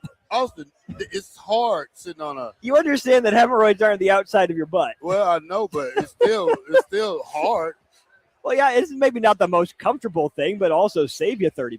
Well, I got some at home in the storage. I just got to get in the storage room and get them out. Jason says I got 15 buckets. I can run one by for you. Well, just take me fishing with y'all, man, and stop torturing me. I mean, I'm already getting tortured out there, not catching anything. By the hemorrhoids that apparently come from your sore butt. Yeah, just from sitting outside. I don't even know where we can go with this. 57-4 says Farley deserves a lawn chair. I'm not saying he doesn't deserve one. I mean, so you want to don't be comfortable when you fish, though, Austin. Well, yeah. I mean, I can't argue with that. Yeah, I mean, because you're going to sit out there a long time, especially if you got two poles and you want to sit comfortable and watch both poles. And I mean, how long do you think a good chair could extend your time out on the lake fishing? Because if you're there just standing, 2 hours. Okay, you can go for 2 hours with a chair? Yeah. Without a chair, 30 minutes.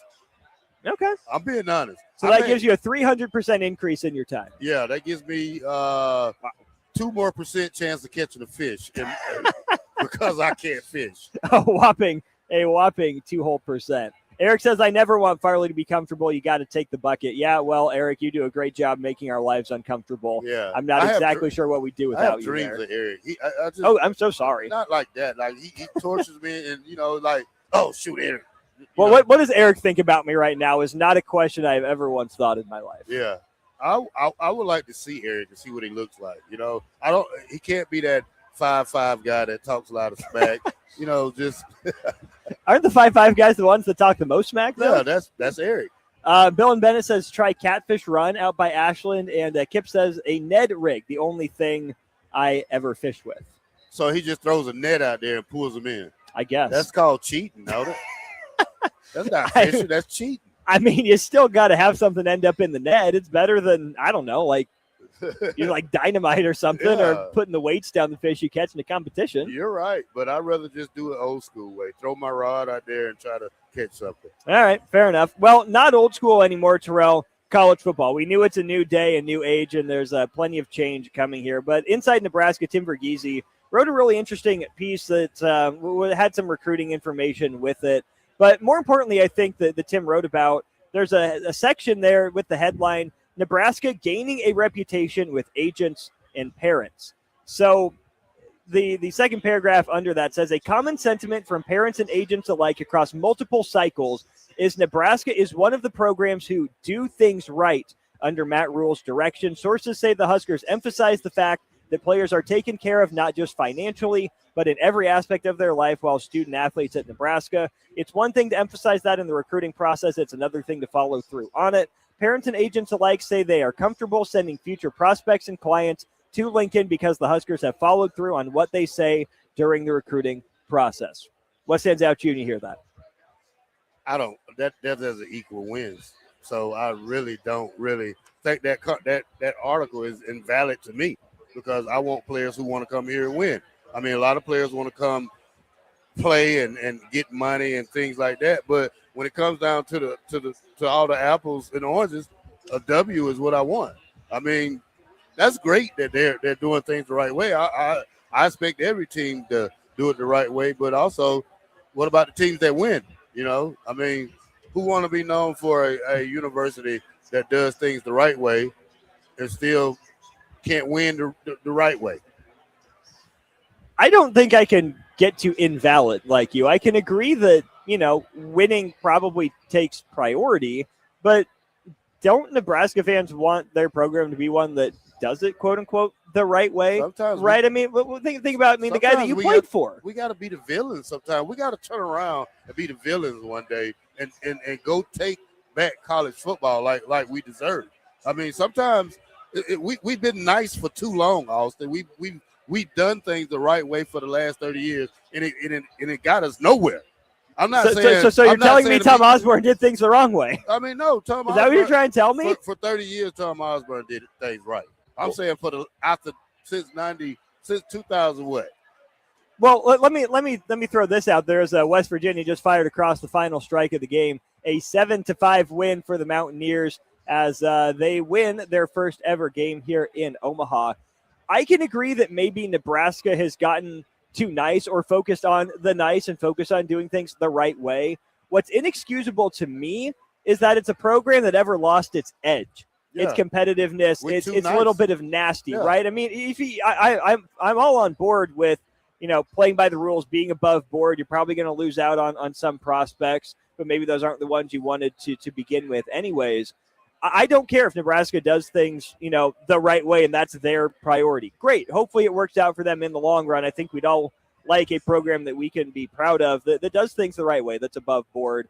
But that's never an excuse for a program to lose its edge, especially on the field, right? If you're not an offensive lineman who wants to bury the guy across from you, what's wrong with you? If you're not a linebacker that wants the quarterback's head in the dirt and his jersey green, no matter what color he wears primarily, you're doing it wrong. If you're a safety and there's a guy coming across the middle and you don't have bad intentions, targeting obviously aside, what's the point of playing football? If you're a running back and a linebacker or a DB is trying to stand you up in the hole and you don't have the intention of running him over, that has nothing to do with doing things, quote unquote, the right way or being the nice guy. In fact, the right way, if you want to call it that on the football field, is to have those bad intentions and they want to hit the other guy harder than he wants to hit you.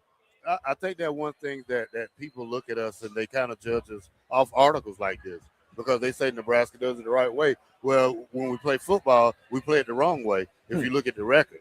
I'm not trying to be hostile towards the university, but we got to get some kind of fire in us to make us the bad guys. See, we was the bad guys back in the 90s because we played football like that. These guys get paid. They're student athletes with payroll now. Matt Rule, he's a nice coach. Yeah. But I want more than that. I want bad guys, not bad guys off the field, but I want some bad guys on the field. I mean, good what agents and parents say. If your parent wants you to go 6-5 for the rest of your life, then that's their prerogative. But when you talk about my university, the University of Nebraska, I want some real headhunters out there.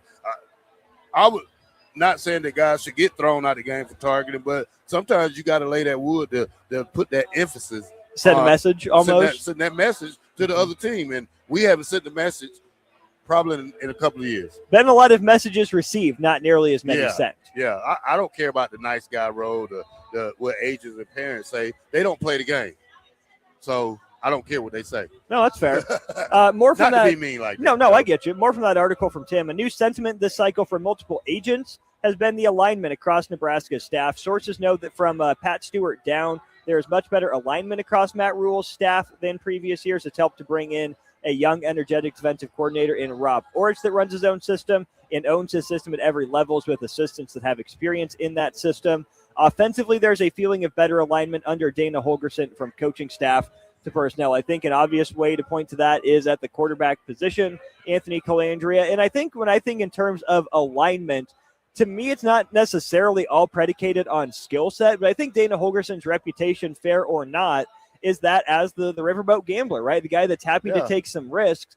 And I don't think that was Dylan Raiola, right? I think Dylan Raiola was in some cases a bit of a robot, not necessarily in predetermining all his reads necessarily, but through the standpoint of, hey, I'm going to be calm. I'm going to be cool. I'm going to be collected. I'm not going to risk the interception if I don't have to. I'm going to try to get the ball in play. And I think Dana Holgorsen appreciated the completion percentage, but I also think there's something to be said for personalities vibing and meshing. And I think we know about Anthony Colandrea and what we think we know about Dana Holgorsen, it seems like that's a really simple place for some alignment maybe to come into clear focus. Well, people have to understand what happened the last 4 games of the year when Dana Holgorsen didn't score with 10 points a game. So you look at that from Penn State, you look at it from Minnesota, you look at it from the Utah game. He's a great coach, but this is a new era right here when we talk about and when I talk about this era, this is like the Jeet Wade era. You see how Jeet Wade going out and getting offensive linemen. He's getting what he got. That connection comes from Jeet Wade, deep connection in Georgia. He went out and got. Of course, it comes back to Georgia. Of course, it does. I mean, I mean, who have we signed besides? I'm just giving you a hard time. Who do you give Trey Taylor to Dana Hogan, or you give him to Matt Rule? Who? Because obvious Trey Taylor been committed for how long? 2 years now? No, not quite that Yeah. long. I can look up Trey Taylor's commitment date. Yeah, but I'm tired of the nice guy role, man. Sometimes these players got to get fed up when they read this and stuff. It's been just over a year. Trey Taylor commits to Nebraska Yeah. May 1st of 25. Okay. So, to your point about Nebraska's points scored last year, you start the year off obviously with a 20-17 win over Cincinnati, 68 against Akron, 59 against Houston Christian, put up 27 against Michigan, 38 against Michigan State with some special teams help, 34 against Maryland with some special teams help, only 6 against Minnesota, 28 against Northwestern in a game Nebraska really had to hang on for dear life in, 17 against an okay USC defense, 28 on the road at UCLA, and then 10 points, 16 points, and 22 points to end the year. Yeah, so we didn't end the year a great way. Sometimes these players has to take control of their own selves. I mean, like right now, you're doing summer ball, no coaches out there, so somebody has to lead this team offensively and defensively. So when we talk about Calandra, this is his chance, but you got to look at the way TJ Lateef came back from summer workouts. Hey, he looked good. I mean, I'm not saying he's ready to take over, but he's ready to compete better than the situation he was in last year. No, I think that's completely fair. One thing on the negative side, if you will, from this article that Tim wrote, he says, while the vast majority of sources I talk to on the agent and player side of things speak positively, there are certainly those that don't hold the same feelings. One area some sources have stressed frustration in is how Nebraska matches positional value with the NFL. Other programs don't necessarily view the market the same way, and in certain instances, it has kept Nebraska from truly having a seat at the table in certain recruitments. And that, to me, Terrell, is extremely interesting to get into, because I think when you think about positional value in the NFL, the thing that I think will carry over is the value of the quarterback position in a lot of ways, valuing that highly. Edge rushers, okay, makes sense. Cornerbacks, offensive tackles, certainly up there. And then probably wide receiver as well. You look at where Nebraska has invested and maybe not been as able to invest. You look at them going out and get Williams Nwaneri from Missouri after just 1 year. Okay, so they're investing there at the edge position. They invest in Dylan Raiola early on in that process, certainly, and then he comes to Lincoln before he ultimately leaves. We know Nebraska's targeted a lot of guys out of the transfer portal at wide receiver. You saw Nebraska go out and get Elijah Pritchett in the transfer portal last year, and then a handful of guys out of the portal this year for both interior and exterior offensive line. And those positions are all certainly important, right? Whether it's the NFL or it's college football. But you look where Nebraska hasn't necessarily spent money. It's the same place the NFL isn't necessarily spending money at tight end, which Nebraska hasn't really used a whole lot of. The name Carter Nelson will come to mind. They lose Borkacher. Lindenmeyer played a role for them last year, but wasn't a focal piece, certainly. Running back, they played it by committee, right? They went out and, they got Dante Dowdell a couple years ago. Didn't work out the way they wanted it to, so they said, you know what? We'll keep things in-house. Emmett Johnson, the job's going to be yours. Same exact thing this year. Emmett Johnson leaves. Nebraska doesn't go out and get a running back, right? Maybe following that NFL model that Pat Stewart brought down. But I think that in college football, we know, like in the NFL, it starts with the offensive line. But I think there's a pretty good argument to be made that a great running back in college probably has as much, if not more, value to a team than it does in the NFL, just given that the caliber of quarterback and receiver play not being quite the same. Well, here's the thing. I think more when we talk about this later on in the year, you will see that the value of our receivers are better than the value of our running backs, because we still don't know who's going to take that lead role. We still don't know which guy's going to emerge from camp. Now, you talk about you got 3 guys that didn't rush over 100 yards total. Right. So you have to look at that point, and then that's kind of the mystery of this offensive line. Like, who is really going to step up for Nebraska? We don't know that yet. So, and I can tell you probably most of the time you know by spring ball, but in this case, we're still going to take it past fall camp. Mm-hmm. You look at the rushing yardage for people not named Emmett Johnson last year for Nebraska. You got 27 carries for 147 yards out of Mekhi Nelson. Quentin Ives gave Nebraska 20 carries for 133 yards. TJ Lateef went 40 for 120. Isaiah Mosey, 26 carries, 115 yards. Then you had Kenneth Williams, who's now gone, 5 for 22. Ja'Cory Barney Jr., 5 rushing attempts for 20 yards, maybe on those little touch passes that go as rushing attempts sometimes and passing attempts other times, typically passing. Then you look at Heinrich Harburg, 9 yards on 9 carries. Connor Booth, Janiron Bonner, Vince Genatone, Isaac Dickey, all with fewer than 10 yards there. Nebraska likes its young guys, and I think there's a fine line to walk there, Terrell, because what do we ask Nebraska to do? Develop, right? Get talent from the high school ranks, and Nebraska's telling you, we think we did. And yet there's still some conversation. I'm certainly guilty of falling into this camp. Well, why didn't Nebraska go out and get a running back? Nebraska is telling you that they don't need to go pay top dollar, even medium dollar for a running back, and they can do it, quote unquote, cheaply out of high school, just like the NFL philosophy of, can we get a guy in the third day of the NFL draft, or can he be another team's cast off that can still give a team good enough production? I just think it's funny because I think a star running back would go a long way for Nebraska, but they're telling you either they think they can develop one or they're not willing to go out and pay for one because they think they can get good enough production without going overboard with the money. Well, here's the part. They think they got a 3-man rotation. We'll have to see how it goes. I'm not questioning coaches, but I do question the fact that why we didn't go out and get a good running back, because we don't know what we got with these 3 guys. Not saying that they're not good, but usually no one knows. But usually when somebody graduates, they do bring somebody in. So yeah, we could look at also a freshman started at running back on Jamal Rule. So we can't leave that part of it out right there too. I'm going to leave that out. I don't think that's going to happen. Well, I think he plays. I'm not saying he won't play. Yeah. But I am just so hesitant over the last, let's call it 10 years of the spring hype guys. Yeah. You know, and that's not to say that the coaching staff is wrong. It's not to say that we can't believe our eyes when we see a guy have a good spring, right? Like Jamal Rule had the highlight of the spring game with the 75-yard touchdown run, and I want to give the young man credit for that. But so many times, Terrell, we've seen guys perform well in the spring that maybe doesn't tell us as much about the player as it does the state of Nebraska and some other positions. And so I hope for Nebraska's sake that Jamal Rule is able to contribute, right? I think running back's a position where it should be pretty simple and straightforward for a freshman to get on the field and find a way to carve out a role. We just haven't seen that from Nebraska, getting a freshman running back on the field, and we just haven't seen enough delivery on the promise of spring into the fall for far too many guys for far too long for Nebraska.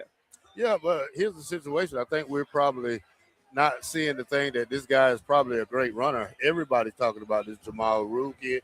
He don't have to start the season off, but I think later in the season, if we have problems running the ball, not necessarily the offensive line, but with running backs with vision, not making the right cuts, not making the right moves, ones that can't block in blitz situations. So there's a lot of situations that this freshman can elevate his game and take it to the next level. I hope that's in the cards. I think that'd be really cool for Nebraska to have that success story, because it's the exact type of success story I think Nebraskans would want. You go out, you rebuild the foundation of the offensive line through the transfer portal. You get an under-the-radar, maybe overlooked recruit at the running back position, toss him into the fire, and away he goes. Will he get first crack?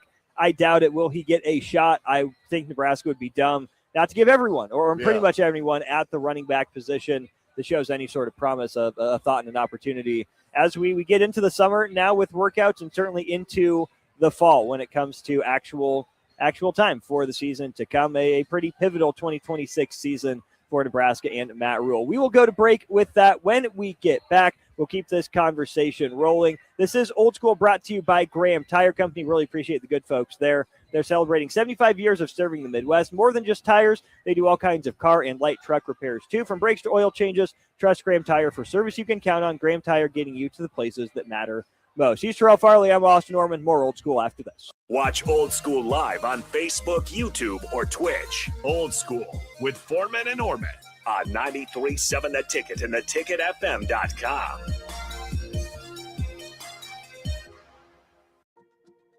At DWE Generations, having a plan matters, especially when it comes to protecting what's most important. They work with individuals, families, and business owners to help make smart financial decisions that support life today and set the foundation for generations. David Darlington, Russell Walton, and Cody Eiler bring decades of experience, and their dedicated team provides follow-through, answering questions, explaining next steps, and staying connected as life evolves. DWE Generations, a generational wealth planning firm. DWE Generations is a marketing name for individuals doing business as representatives of Northwestern Mutual. Visit generations.nm.com or call 402-483-7871 and ask for David, Russell, or Cody. Looking for the ultimate game day spot? Arbor Axe House has everything you need. Axe throwing, cold beers, and the big game. Whether you're celebrating a win or talking trash with friends, nothing beats the rush of sticking an axe while cheering on your favorite team. Perfect for bullseye beginners and seasoned pros. Our axe throwing experts keep the fun going and the drinks flowing. Step up to the plate at Arbor Axe House. Book a lane at arboraxe.com or call 402-802-9696. Arbor Axe House on the corner of N Street and Antelope Valley. What if your bank had people who care about the places we call home? That's what Union Bank does. We encourage this culture of giving back. I really enjoy working with People City Mission. The United Way campaign. Habitat for Humanity, Big Brothers Big Sisters. Everyone's in to help make that community stronger. To be part of all of this that's going on is pretty remarkable. At UBT, your money has people with a passion for serving. Union Bank and Trust. Member FDIC. Bauer Underground has been serving local contractors and utility contractors all across the state since 1997. When you see the black and white trucks, you know that the best workers in the business have arrived. Bauer is currently looking for equipment operators, laborers, diesel mechanics, and aerial linemen. Join the brotherhood built on hard work, authentic people, and a pedigree of success. They're offering top-notch benefits, a matching 401k, and a $600 per year clothing allowance. Bauer Underground, a family-friendly company with plenty of room for advancement. Are you looking for an exciting new way to put your skills to work? Explore new career options in the fintech industry at Currency, a Sandhills global company. We offer full-time positions in financial sales, compliance, operations, and other fields. We also offer a 4.5-day work week, an attractive benefits package, and opportunities for advancement. Put your motivation to work and grow with us at Currency. Visit gocurrency.com/careers to learn more. 93.7 The Ticket, Fox, KFXL weather. Brought to you by Bryant Air Conditioning, Heating, Electrical, and Plumbing. We're going to see plenty of sunshine here for our Friday. It's going to be a warm one. We should get up to about 86 for high temperature and a little breezy with wind gusts up around 20 miles an hour. Tonight will be mostly clear down to 65 for a low, and then a pretty good chance for some showers and thunderstorms, especially tomorrow afternoon. High temperature of 81, 76 on Sunday. I'm meteorologist Aaron Dowden for 93.7 The Ticket and theticketfm.com. Hey, baseball fans, join the Blur Tailgate at Hilton Omaha this June for their 14th annual hospitality event during the College Baseball Championship Series. Book an experience for your clients or employees with an exclusive bar, buffet, TVs, music, and tailgate games. Secure your spot today and let Blur Events take care of all the work so you can enjoy the day. Plus, they're just steps away from Charles Schwab Field. Visit blurevents.com to book your group, buy tickets, or learn about sponsorships. That's blurevents.com, your college baseball and football tailgate destination. If you're seeking a career with a growing company, Gaina Trucking and Excavating is hiring and looking for additions to their team. Gaina Trucking has a strong team culture, competitive pay, 401ks, and benefits like health, dental, and vision. Drivers are guaranteed 40 hours per week, even in the winter months, and are home every night. Start your career today at Gaina Trucking and Excavating. Apply today at gainatrucking.com. Start your Sundays off right with Jeff and Nicole Essink on Fitness Fanatics. Jeff and Nicole discuss health and wellness, how to achieve fitness goals, and more through the life of gym owners and gym goers. It's Fitness Fanatics from 9 to 11 a.m. on Sundays on 93.7 The Ticket and theticketfm.com. Electrical Enterprises in Roca reminds you, since 1776, the men and women of our military have dedicated themselves to serving our country. Today, we salute that legacy, the courage of the past, the dedication of the present, and the strength of the future. As a grateful nation, we honor their sacrifice, support those who serve today, and commit to caring for our veterans. This from Electrical Enterprises in Roca. For all of your residential and commercial electrical construction needs, call 402-438-5822. Hi, Sean Callahan here of HuskerOnline.com, inviting you to join us here on 93.7 The Ticket every Saturday morning now in our new time. We're on from 8 to 9 with the weekly Husker Online radio show. We'll give you the latest in recruiting. We'll talk about what's going on with both football, basketball, and we'll probably share a few stories from the inside. It's every Saturday morning right here on 93.7 The Ticket. It's the Husker Online radio show from 8 to 9 a.m. Back to old school with Foreman and Orman on 93.7 The Ticket. Welcome back to Old School. Austin Norman, DP, with you here again from Blur Events. Get your tickets for Monday, Tuesday, Wednesday, and let's see, that'd be Saturday coming up on June 20th, week from tomorrow, blurevents.com/Omaha. DP, we've seen, I think, all four fan bases represented so far, passing by West Virginia and Troy, with that game just getting over not long ago. The Mountaineers on the board, and then Ole Miss and North Carolina coming up later tonight. Of course, we will have that game on the air, 6 o'clock, 93.7 The Ticket. Lincoln's home for the College World Series. Do you have a sense for who Omaha is polling for, who Lincoln is polling for in this tournament? I would say that Omaha will be Omaha Miss. Okay. Omaha, maybe? I don't know. Yeah, Omaha is the way the shirts are printed. Of course, everything's Omaha. So Omaha was what they did. Omaha Heels. No, thank you. Oma Tide. Oma Dogs. Oma Dogs was Oma easy. Horns. Oma Horns Oklahoma, down. Omaha, I think is what it was. Oma Horns down. Right. If we were being proper. Right. But, yeah, I think this next twist will be majority Ole Miss. And it looked, when I did my walkthrough in between, in the early afternoon, it was Ole Miss. That was the bulk of what came in. Carolina easily identifiable in that wrong blue. Well, you smell them coming a mile away. Oh, sorry, did I say that? Yeah, there was a bit of hot dog water in play, but yeah, I think that interesting enough. But I'm not sure who Nebraska local are going to root for. They're here. Can we try to make the case for all 8? The case for West Virginia, as I see it, is they're in the boat that Nebraska basketball was. Trying to get on the board. They just won their first game. Why not us? Can't we go all the way? I would think. Ask me that again. The case for West Virginia is the Nebraska basketball case. Hey, we've been in your shoes. We're first-timers just like you. We're pulling for you because you just got your first win under your belt. Let's see how long you can make this run last. I don't know that's the space you want to connect to. Okay. Troy, hey, sorry we beat you in basketball, so you can have this College World Series thing. I'm a Virginian, and we tend not to celebrate that either. Okay. But, yeah, the underdog, Nebraska fans, and then everybody else will tend to root for the underdog. And lesser of two evils would be West Virginia. I'm going to plug my nose as I say this for North Carolina. Is the case for them they're the best program to have not won it? Certainly here. Florida State certainly will come to mind as well, having not crossed that finish line. They're the best team most likely to beat all the SEC teams. Yeah. I think that would be the Big Ten crowd argument, is that we're not rooting for SEC. You guys have too much. You think too much of yourselves. At least we will deal with. They don't know that the Tar Heels think just as much of themselves as any SEC team. Despite us trying to tell them that they do. Right. They're arrogant. I'm sorry. But I think lesser of evils would be the Tar Heels. I think that there is also a section of Husker fans that I don't identify with that would say, Ole Miss beat us, so let's go ahead and see them run their way through it. The other argument could be, as far as SEC schools go, we don't know that much about you. We don't hear that much from you. You're less objectionable than some of the other ones. You're coming out of that bracket, and you can beat Carolina. So I'm not necessarily anti-Ole Miss, even though they carry that SEC flavor with them. But it's Oklahoma. But it's Oklahoma.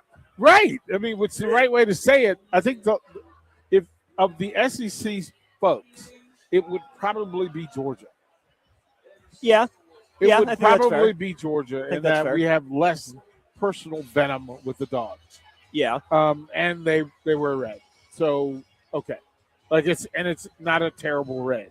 No, right? not horrible. Right? So I would think in that space that you could go with the dogs, and that would be the lesser of the evils. Because you really only get Nebraska matching up with Georgia, once or twice, I think, in the 2000s in a couple bowl games, and that's really the extent of it in at least my lifetime. A bad basketball matchup a few years ago. Oh, that's right. Yeah, that's that right. was bad, but that's not their fault. That was our fault. That was Nebraska's fault. That was Nebraska's fault, right? Well, how often has that been the case? It's Nebraska's fault. Right. Something was bad. All fair and true.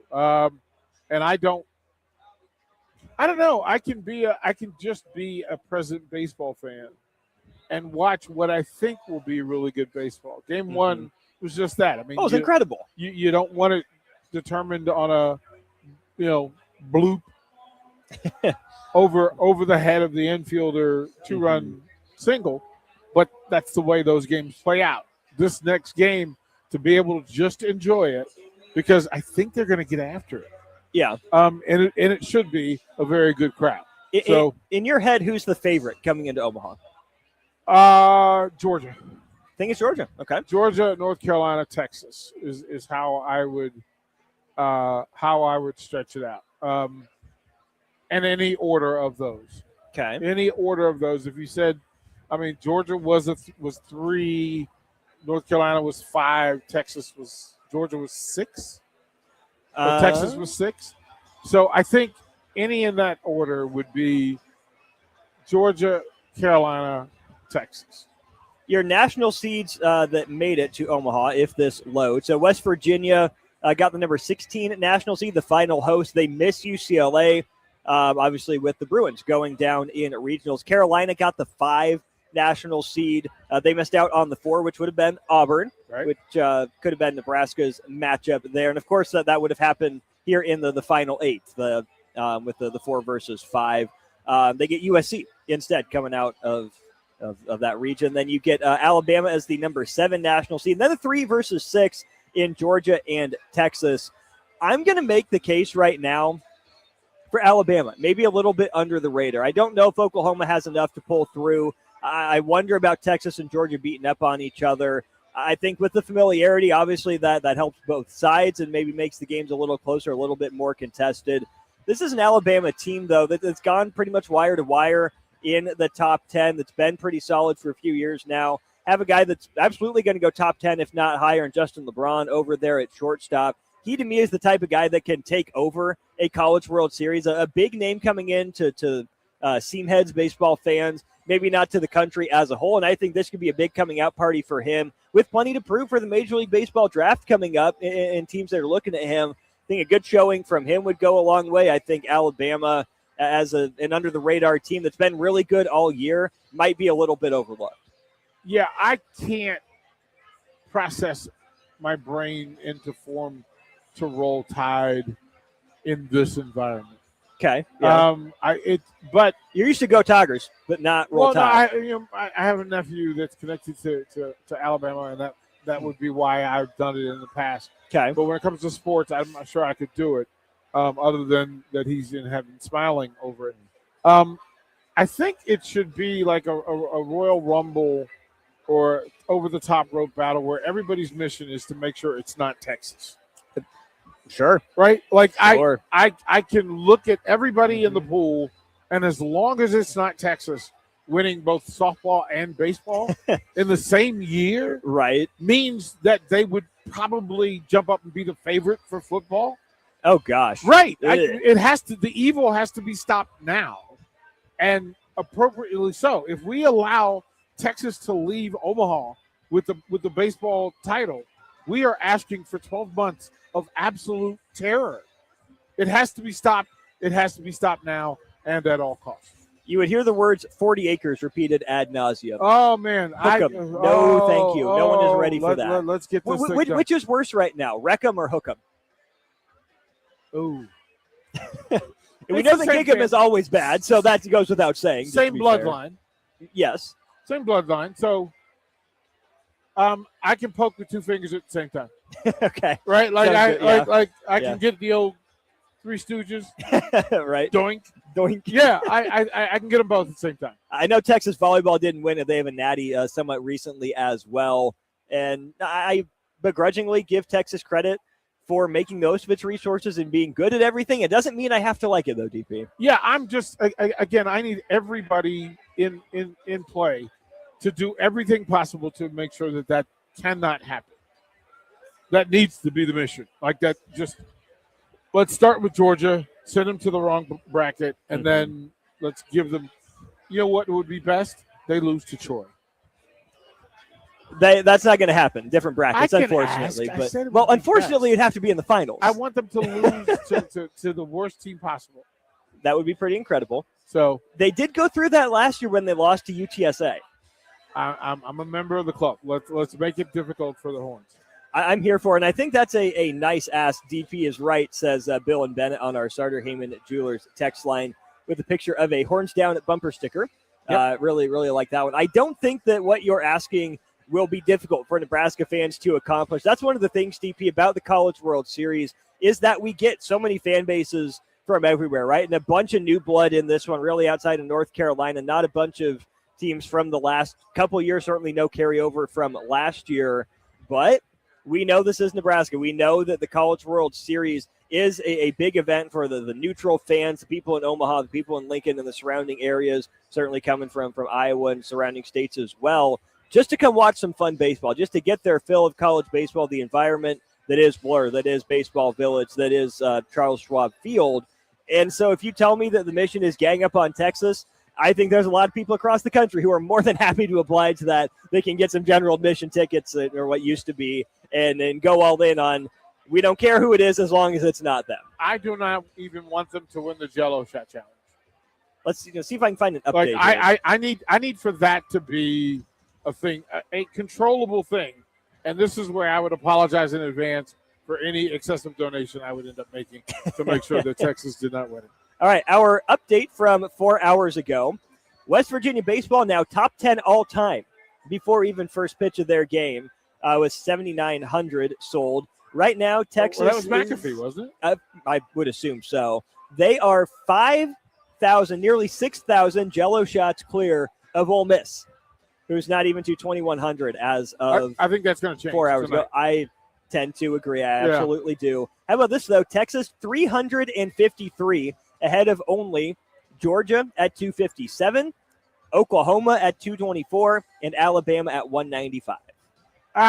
Second bracket has yet to show up, it appears. I think this challenge evolves several ways, like the number one spot in preseason football. Where we start is not where you finish. I think that's fair. I think that's typically the evolution of how this goes. And yes, it does appear from the tweet that it was the McAfee show that came through and delivered a fair share of those Jell-O shots and probably climbing as West Virginia wins game 1 7-5. We'll talk about that game just a little bit here, DP. Really fun game, a little bit of everything. Some clutch pitching there at the end. You saw guys come out of the bullpen and do their job. See West Virginia strike early. They get up. They get down. Troy takes the lead. West Virginia gets up. The sign of a good team, a strong team like Troy that challenged itself in the non-conference. Troy comes right back. An inning after giving up the lead, they come back and tie the game up. Back and forth they go until West Virginia goes ahead with some clutch hitting in the ninth to end up winning at 7-5. That is a heck of a way to start off this College World Series. You see two teams in their first game ever play a barn burner. You see some good baseball. You see the nerves come to fruition as well. If that's the tone setter for the whole tournament, we ought to be in for a good one. Yeah, it's also the fact that the neutrals were cheering the end result. Yes. They were connected to the game. It wasn't just, hey, we're going to sit on our hands and sit on our phones. No, they were connected to the ball game. They picked a side, and then they did the dang thing. So, yeah, even here at Blur, to hear the crowd kind of react to it. So, yeah, pretty good day one opener. I think game 2 could be as good. As long as Ole Miss wins, it can be just as good. Yeah, I mean, listen, I am who I am. I would love I would love to peel back the alien skin to reveal a better version of me. But no, I'm sorry, I don't. And here's the other part. Never in my history, ever, have I rooted for Ole Miss in anything. Never happened. Never. Not even in Blindside. Not even for Sandra Bullock. Not even for her. Not even for family, man. Wow. That tells you something, folks. Not even for family. Wow. So I could very easily swap this around and go, it's anybody but Ole Miss. Like I'm okay with that. I wouldn't even allow myself to be recruited by Ole Miss. So yeah. Can we root for both Carolina and Ole Miss to go 1-2 in that case? Yes, we want them to go 1-2. The 2 is the most important. Absolutely. I don't care when they get it. Troy in West Virginia, we are more behind you. Not saying we are fully there, but I am who I am. I really wish that I could put down some of the venom and spice that's in play. But the reality is, I'm a baseball fan, so I can watch two villains slug it out and find some enjoyment. When it's good baseball, it's good baseball. It's oh yes. Like I grew up in the NFC East. I certainly enjoy the Eagles beating up on the Cowboys, and then the Cowboys also getting beat up by the Giants. You enjoy the Eagles beating up on the Giants and the Giants beating up on the Eagles. Right. Like as long as everyone remembers primary objective. that Texas, Dallas must lose to everybody. Speaking of Pete Ferguson in the building. Look at Pete. Shout out Pete Ferguson. So now he must have known. He summoned. He heard your words. Pulled Pete Ferguson up to Blur Event. You say his name 3 times and he shows up. That's just. Oh man! I will say it is fascinating to me that our Texan is on the board right now, and he's done a good job of holding his tongue. Rudy, we're not just doing this to antagonize you. Oh, he didn't hold his tongue. He shouted. He texted. Yeah. But he's on the board. He could have, cut in and said something at least in our ear. Oh, he knows better. He knows better. He does, but he also knows better than to be a Cowboys fan. Yeah. And I want to give him credit for that, right? He didn't go with the Texans. Somehow, our dude from San Antonio ends up a Packers fan. No, just Packers is it. If he had said Cowboys, I would not have hired him. I mean, that's a fair statement. I would not have hired him, and he knows I would not have hired him.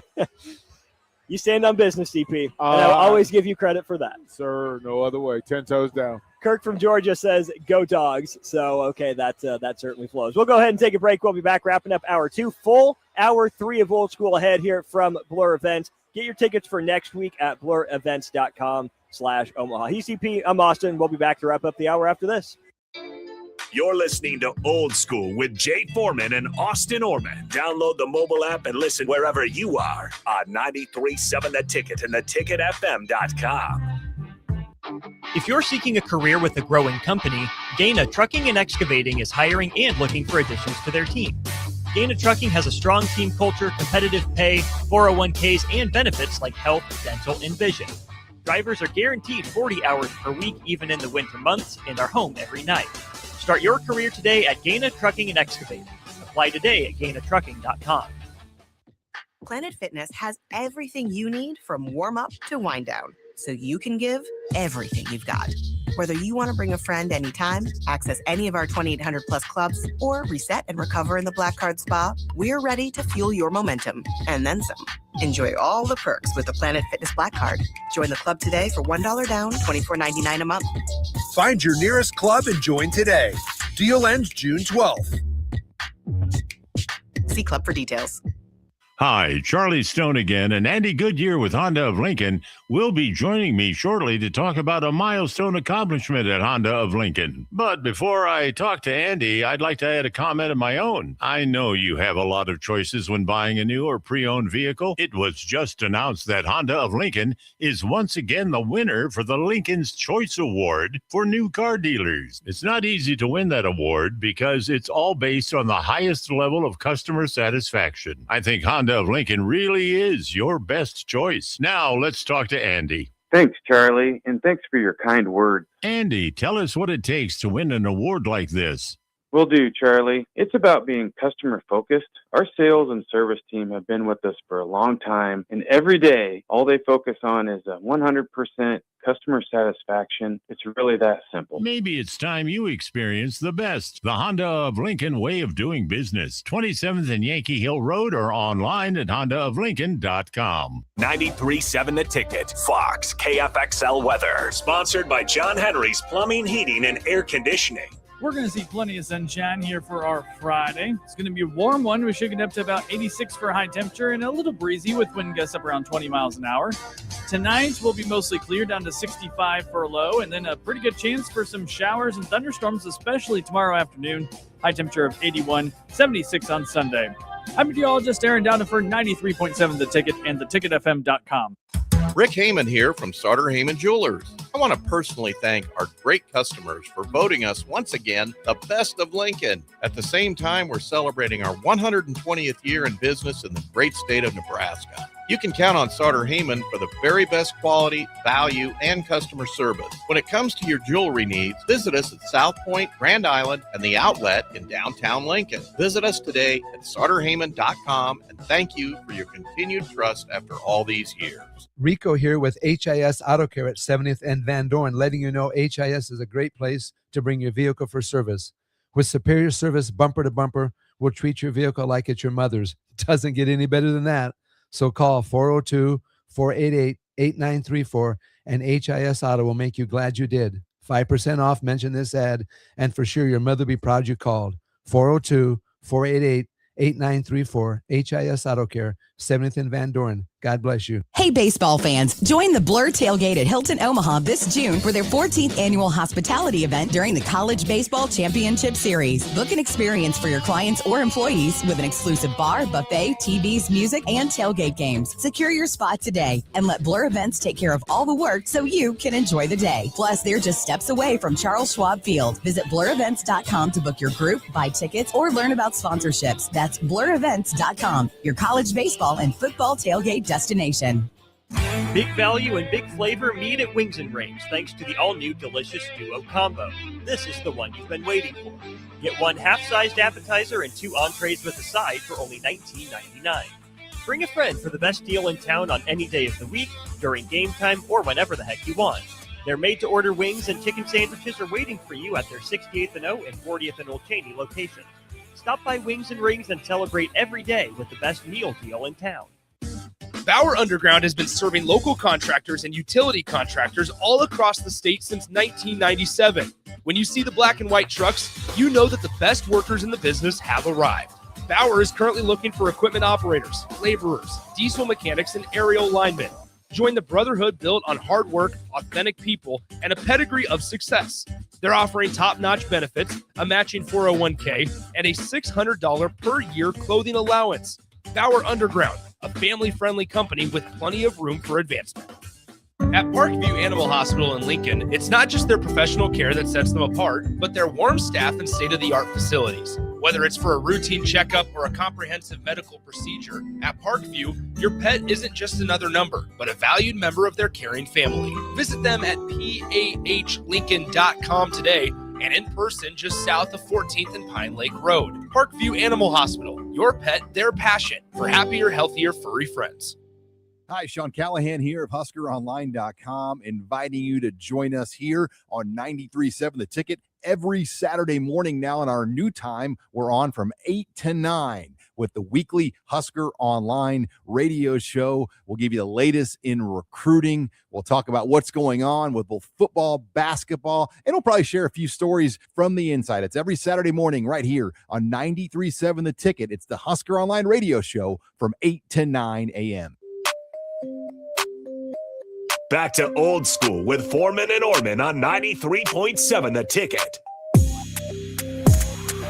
Yes, indeed. Back to old school. We are here. Big thanks to Schwezo Construction for helping sponsor the show. At Schwezo, safety isn't just a policy, it's a promise. Schwezo is hiring skilled craftsmen, laborers, concrete workers, and steel erectors who value quality work and a team that has your back both on and off the job site. Apply today at schwezo.com, schwisow.com. 40-plus years strong in business, Schwezo Construction. DP, also want to give a shout-out to our friends over at The Upside. They are showing the Freedom 250 fights. They got that locked in with their UFC package. No cover. Get there early. It's Sound Sunday as opposed to Saturday. A little bit of a departure from the norm there for UFC. Summer drink menu is out. The staff is obviously plenty friendly and plenty helpful. So make sure you go visit The Upside down there at 27th and Pine Lake for the Freedom 250. I've dabbled in UFC. I don't know a whole bunch about it, but I scroll through the card there, DP, and there are names that I actually know. Well done. Well done. That's a good thing. Well, Poirier is considered best pound for pound. Okay. 1 or 2, 1A, 1B. Okay. But the star of the entire thing is Alex Pereira. He is, as Joe Rogan has so proudly professed, that if he wins this Saturday, he becomes the GOAT. Wow. He becomes the GOAT. Wow. And I'm not sure you can argue wow with it other than the fact that the only way to get it and to keep it is for him to fight John Jones at heavyweight one time to decide it all, which would be the biggest fight in UFC history. This is the biggest fight ever until July 10th in Vegas when the return of Conor McGregor happens in Vegas. So be sure this will be great. Sugar Sean O'Malley is on this card. Bo Nickel is on this card. Of course, the Penn State factor. Yep.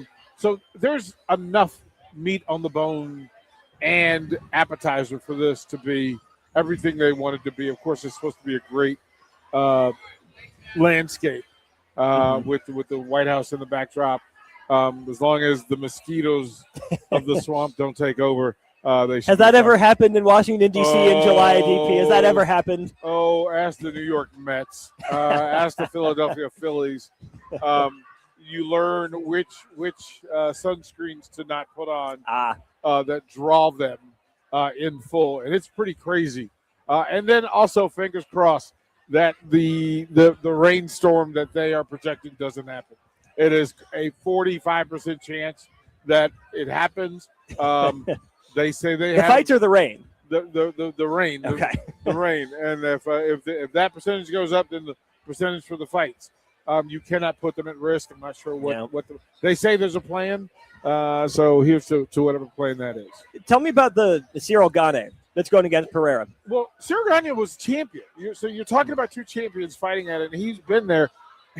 To try to relate him to somebody in boxing that makes sense, but he was the heavyweight interim champion, and he's a small heavyweight.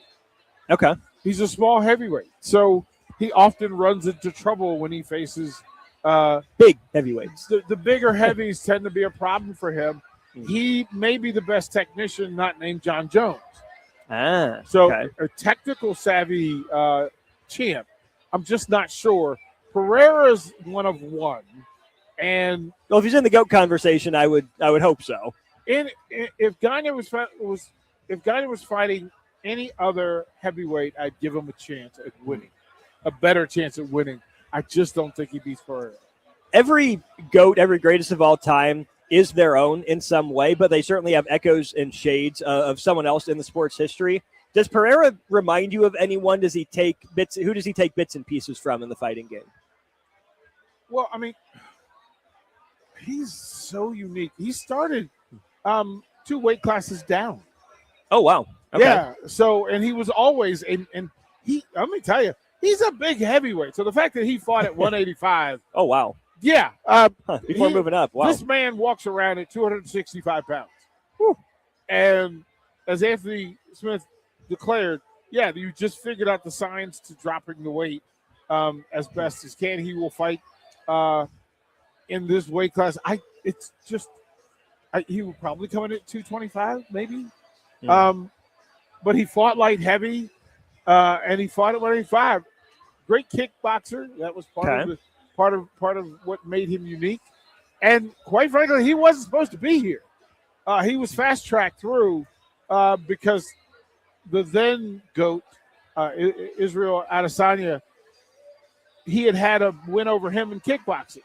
And so they fast tracked him through UFC, and he kept piling wins. And as a matter of fact, in the first fight against Adesanya is winning the fight through 4 rounds. And in the 5th round, just out of nowhere, lights out. And then they do it again. Adesanya wins, and they go back. Pereira beats him, and then Pereira cleans out the division and has to move up, and then he cleans out that division, and now he's at heavyweight. And everybody's waiting. It's either Aspinall and Pereira or Pereira and Jones. If they don't screw that up. And if they really wanted to get interesting, they would have the 4-man open with Francis Ngannou, Herrera, John Jones, Tom Aspinall. Who wins a round robin between those four? Ngannou. Really? Ngannou. Okay. The only person that gave Ngannou real trouble retired, Stipe Miocic. And Stipe has zero desire to get back in that gauntlet again. So what? Tired of getting punched in the face and kicked all the time? What's up with amazing. that? Come on, man. Yeah, it's just he's sitting in the firehouse eating chicken wings. Much less pain. I think Ngannou has accepted his place as the greatest GOAT who won't be named GOAT. Ooh, okay. Because he left the UFC, and that's a big portion of it. If he stays in the UFC, he has a chance to do that. He didn't stay, so there's some punishment. Is there a baseball or basketball or football equivalent to that? Is he like Barry Sanders retiring early? No, you have to go back to the ABA with Dr. J. Dr. J. Okay. Like you have to go back to that. You have to go back to the Negro Leagues and saying that Josh Gibson is the best baseball player to ever live. Gotcha. You have the argument over who they fought and who they played. Cyborg. If she stays in the UFC, part of the discussion can't do it. It's Amanda Nunes until they fight again, or it's Amanda Nunes. Sports doesn't do that for you. You got to beat people in the fight game. No, makes sense, especially when it's one-on-one, right? Yep. That and tennis, I think, come to mind. A bunch of individual sports, wrestling, obviously, at all sorts of levels. So I think that's a good place to leave it. We will be back in hour 2, DP. I do want to get the flip side of our conversations from yesterday. We talked a lot about who do Husker fans think are villains? Who do Husker opponents view as villains? Who from Nebraska are heroes to Huskers, but villains to Husker opposition? I think it's going to be fun. Yeah. Let's get into that at 5 o'clock here live from Blur. Another hour to go here, wrapping up your Friday on the Ticket. Watch Old School live on Facebook, YouTube, or Twitch. Old School with Foreman and Orman on 93.7 The Ticket and theticketfm.com. Graham Tire presents life's greatest adventures. Okay, take the worm, put it on the hook. Now bring your pole back and throw it forward. And just let the fish come to you. I got a bite! It's a big one, Dad! Great road trips start with great service. Graham Tire, your tire store next door, with 5 convenient Lincoln locations, getting you to the places that matter most. Electrical Enterprises in Roca reminds you, since 1776, the men and women of our military have dedicated themselves to serving our country. Today, we salute that legacy, the courage of the past, the dedication of the present, and the strength of the future. As a grateful nation, we honor their sacrifice, support those who serve today, and commit to caring for our veterans. This from Electrical Enterprises in Roca. For all of your residential and commercial electrical construction needs, call 402-438-5822. Constructors is now hiring for all positions with pay starting at 23 and up based on experience. Constructors has immediate job openings for mechanics, bridge builders, operators, and drivers. Start your new career today. Constructors offer great pay, health, dental, and vision, paid time off, paid holidays, and so much more. Join the crew today and be a part of Nebraska's oldest paving company dating back to 1908. For a complete list of openings and to apply online, visit constructorslincoln.com. Big box stores are tempting for buying equipment for your high schooler in sports or for yourself in your sports leisures. But buying new is awfully expensive. Why not go somewhere with new and used options? Play It Again Sports has quality, slightly to gently used equipment, and 50% of their inventory is actually new equipment. And it's more than baseball, softball, and golf. They also have equipment for disc golf, fitness, hockey, and more. Plus, they're always buying products. Bring your gear you're done with and get trade money on the spot. Play It Again Sports at 48th and Vine. Building a new home can be a challenge, a lot of big choices. With our Remington homes, we have designed 15 different floor plans that appeal to a wide range of people. Bob Benish of Aspen Builders, talking about Remington Homes, which makes the home building process easier. People really enjoy being able to go to our website, which is remingtonlincoln.com, pick a plan, pick a price point, go through and build it yourself. You have a lot of options, whether you want granite, painted trim, wood floors, more stone, all options with our Remington Homes. People do not want to be married to their house payment. You're able to get what you really want in a home for a great price with very limited stress. And that's what Remington Homes are all about. Home building is easier with a Remington home from Aspen Builders at 423-6811. Online at remingtonlincoln.com. remingtonlincoln.com. Hi, it's Sean Callahan here with Koppel Chevrolet GMC in Louisville. Koppel is proud to be the highest rated GMC dealer in the Omaha and Lincoln areas based on Google reviews.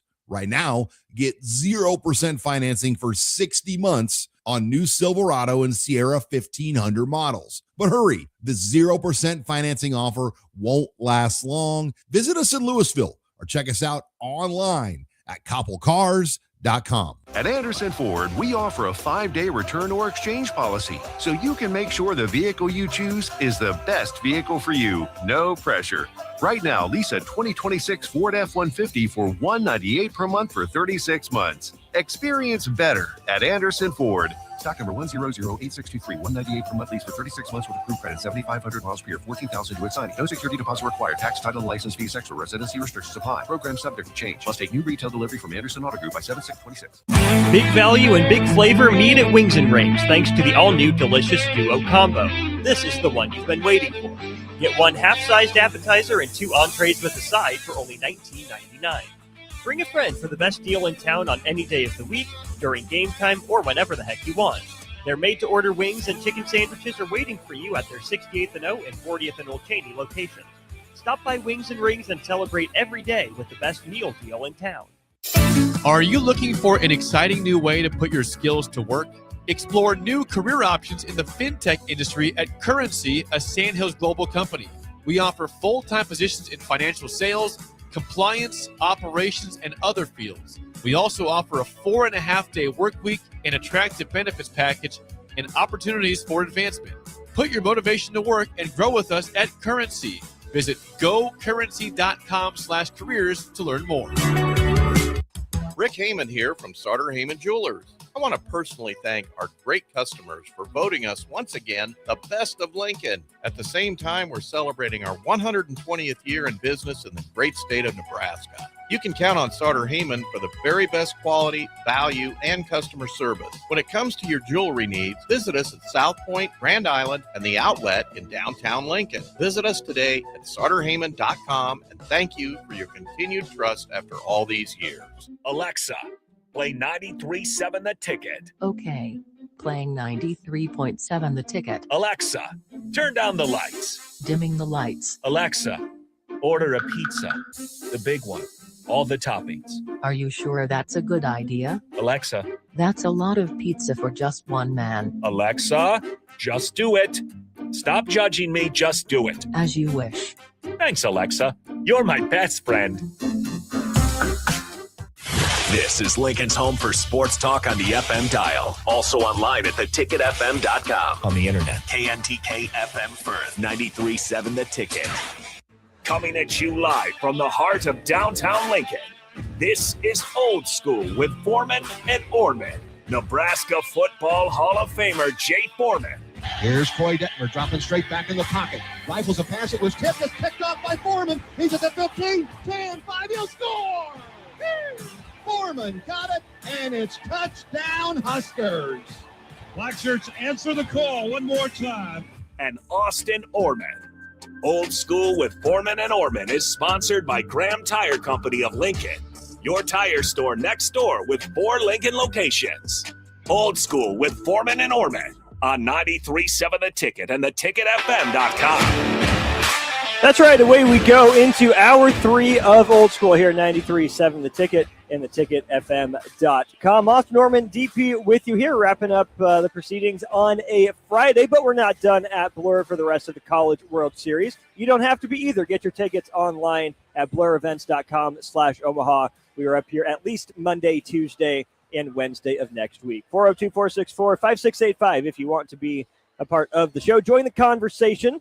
We'll tell you the question at hand. We'll give you a sponsor read, then DP and I will get into the conversation. The question at hand, who, Husker fans, do you know of are your favorite athletes that are perceived as villains by other fan bases? DP and I talked a lot about the people that victimize Nebraska that Husker fans view as villains from other teams. Who are some of the Husker heroes, the cult heroes for Nebraska that other fan bases don't like? Let us know your thoughts. 402-464-5685. A big thank you to Graham Tire Company. They're celebrating 75 years of serving the Midwest. More than just tires, they do all kinds of car and light truck repairs too. From brakes to oil changes, trust Graham Tire for service you can count on. Graham Tire, getting you to the places that matter most. All right, DP, I will throw this to you first, but my initial impression is it's going to be hard to find some Nebraska villains because I think Nebraska nice really does pull through, whether Nebraska intends it to or not. Yeah, as you think about it, first of all, the villain has to matter. Yes. And so we're literally jumping back 30 years to get to the point where Nebraska is everything diversion. If the one bridge from current situation and the apex greatness is in Ndamukong Suh, who did a thing and did it so violently well that Texas fans really don't want to have that conversation. Currently, I'm going to stun you with this one because originally, the first person that came to mind was Jordy Fromm, because she left Oklahoma and came back to Nebraska and did what she did here. And if you're the rest of the Big Ten, you got sick of Jordy Fromm. Yeah. Right? So in place, that's a real thing. But Jordy's just so hard to hate because the person she is. The sports hate versus the personal hate. Again, for whatever reasons, they will find a reason. I thought about this just in gyms that I've been in. Alexis Markowski had just style of play and other, right? That there was some substantial amount of hiss when she was making plays. They felt like she got away with too much. But the person that really was the loudest is no longer a Husker. Bear K. Okay. Bear K. Yeah. Where he just agitated everybody. He agitated. There was not a building that the Huskers played in that Bear K wasn't the villain. He was like, there just wasn't one. And they wouldn't boo Sam. They wouldn't boo Rink. They would boo Bear K. Bigger irritant to opposing fan bases, Bear K Buked in jail or Keisei Tominaga? They loved Keisei. I think they hated how much they loved him. They loved Keisei. I mean, listen, he turned everybody into Husker fans. So I don't think he falls in that conversation. I think he was just so freaking likable. Even with the antics. But they didn't mind that because it was kind of like Macaulay Culkin. You know it's going to be irritating, but you still buy the ticket. You know what you sign up for. Yeah, you know what it is. You know what it is. I will say this. I am with you in Sam Hoiberg is not a villain, but I think there's an argument from some fan bases that Nebraska would make for like a Brad Davison or like a Jordan Bohannon, homegrown. Why is this guy that good? Why is he the one that's killing me? Now, the difference is Sam did things on the up and up, right? Didn't have the incidents, shall we call them, that turned Brad Davison into Jordan Bohannon, which is where I think your Bear K one is a fantastic call. Let me throw this one out there. A villain in the making, the understudy, is the other Lincoln kid. Frager is absolutely a Nebraska villain in the making should he stick around. The fact that you just said that, the first person that came to mind just now in the conversation was A.J. Ferrari. Okay, yeah. I'm not sure there was an athlete that in any Nebraska sport that got the reaction in opposing gyms that A.J. Ferrari got. Some of that's natural. But villainy is villainy no matter how you come by it, right? I'm not sure. Trying to think, and it's the statement of affairs. You've got to go back and maybe say Adrian Martinez for football. Really? Like you got to reach. I don't know if I can get to Adrian. You were a 4-win, 5-win team. you can't have villains. There is that. Like you can't. Like you're not on anybody's dartboard. Well, and I think people started feeling sorry for Adrian more than anything. Maybe he was a villain after the freshman year. He gets all the hype for the Heisman coming in. It derails, but then it's just, oh, poor guy. They really, good-looking kid, a lot of hype behind it. But think about that. There's a leap. There's a leap, and I'm not sure there's anybody else that you can put in that category. Ridge Lovett, winning a national title. And it's funny too. And Ridge will embrace it. That's what I love about him. Well, he is pose. about that. It's the pose, and the pose has nothing to do like the pose. No, it's the heels up pose. When he does with the heel up. Yeah. Oh, wrestlers, and then he added to it by wearing pink wrestling shoes. Like, and they just went, "Are you serious?" And right you're from where? Yeah, are you serious? You're from Idaho? Is that what we're doing? And not like Boise, Idaho. Yeah, you're from Post Falls. It really. I mean, I think that's the thing that you have to remember. You have to accomplish to become the villain, and they accomplished. I'll throw out another example of not accomplishing where I think there might be some villainy. The other one that came to mind right away for me, and I think this would have been either right before or right as you were getting to Lincoln, and this might be just to one specific fan base, but Angelo Altavilla from Nebraska baseball. I don't know if you know or remember that name. I remember the name. Okay. I don't remember the reasons why. Gilo, as they called him, is famous. He is a Nebraska baseball icon for what he did specifically to Michigan. There was a specific home series that Nebraska, I believe, took 2 out of 3 from Michigan, and then beat them up here in Omaha, that field just down the block from us, in the Big Ten tournament. And Gilo was yapping. He's playing shortstop, so he's talking to everyone at second base all game. He's sliding hard. He's running everything out. Maybe a little over the top sometimes, but it made him who he is. Did that Nebraska team accomplish anything? No. But if Angelo Altavilla was doing that to Michigan, I'm sure he's about that smoke anyways, and maybe other fan bases that don't talk much about baseball, when they hear that name, probably still shudder anyways. Yeah, and there's so much of it that's based on there has to be some success, some winning, right? There has to be winning. Like it was always like I wasn't gonna bark, and I wasn't gonna bark at folks who weren't playing well and couldn't beat me. Yeah, right. But if you're barking, now we're competing, and now I have additional sauce. Disc golf. Jake says this. Daniel Cormier on the national broadcast couldn't handle the Ridge pose, and I was dying as a response. Like social media went berserk. Yeah, and it's perfectly Ridge when you find out that he's giggling the whole time, and it makes all the sense in the world. Oh, he knows exactly what he's doing. Yep. He knows how you're going to take it, and he lives for it. It's the thing I really love about the young man, among many things, right? Getting to know him. I don't know if this fully falls into villain category. Maybe it's, I don't even think mockery is the right word necessarily, but I think maybe the Rolfson twins at Nebraska, who ended up, being top-rated recruits in the mid-2010s or early 2010s, came to Nebraska and were fine, were good, but didn't win as much as you maybe would have thought. And for a Nebraska program that was really, in a span where they were still good, but not necessarily title-winning good from 05 all the way to 15. I'm not saying Husker fans villainize them, but I think fans would point to them, oh, these are the chosen ones, these are the homegrown ones, they couldn't deliver, and they're the symbols of you're not as good as you think you are until Nebraska turns around and wins 2 and 3. But were they good? They were good enough to cross the line to villainy, but I think not reaching that fully elite level like they might have been expected to out of high school makes them maybe more pariah than villain. Yeah, I never hated the Giants until Lawrence Taylor. And Taylor made them a Super Bowl champion. Yeah. So now I have to consider.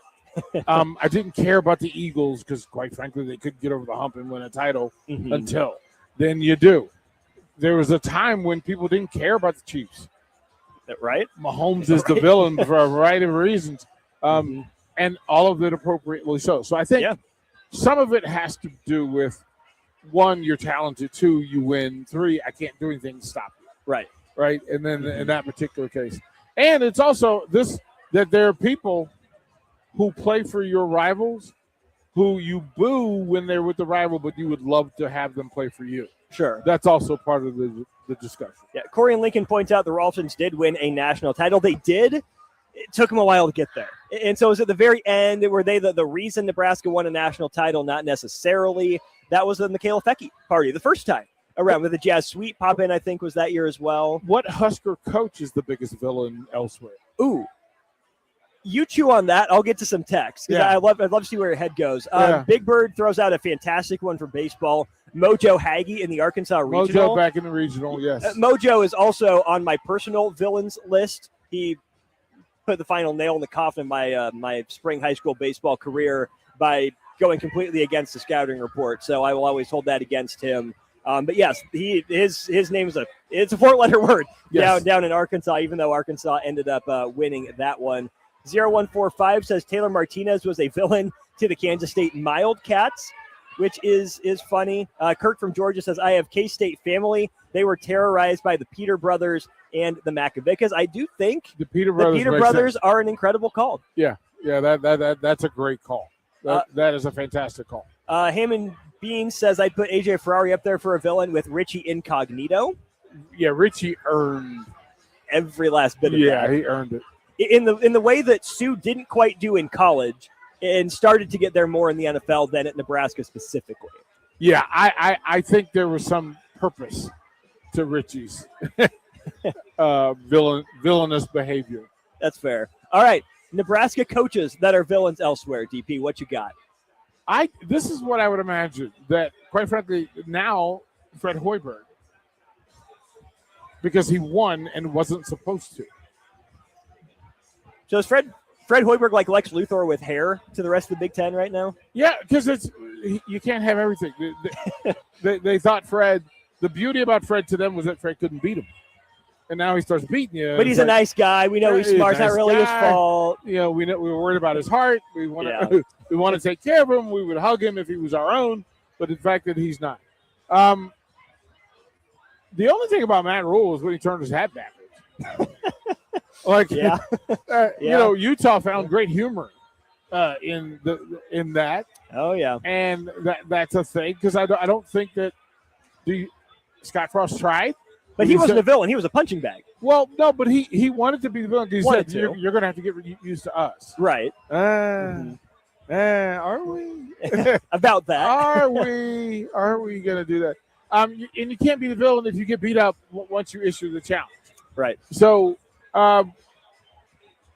Mark Manning in other buildings. Mark Manning in other wrestling buildings. Like, I didn't know how venomous it was. Like Penn State. Throw the brick again. Oh, look at this. Get this guy off the mat. And it was all like, I didn't know there was that much venom and rivalry to it. Manning's one of those guys that you love when he's on your team, but you hate when he's not on yours. Yep, like he's in there, and right. He's out there. He's working the official. He's never met a takedown for Nebraska that he liked.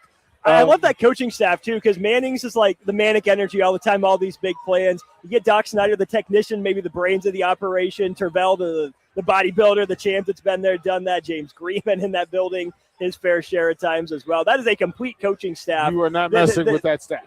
Not for a second. You are not messing with it. They can't wait for the smoke. No, they welcome it.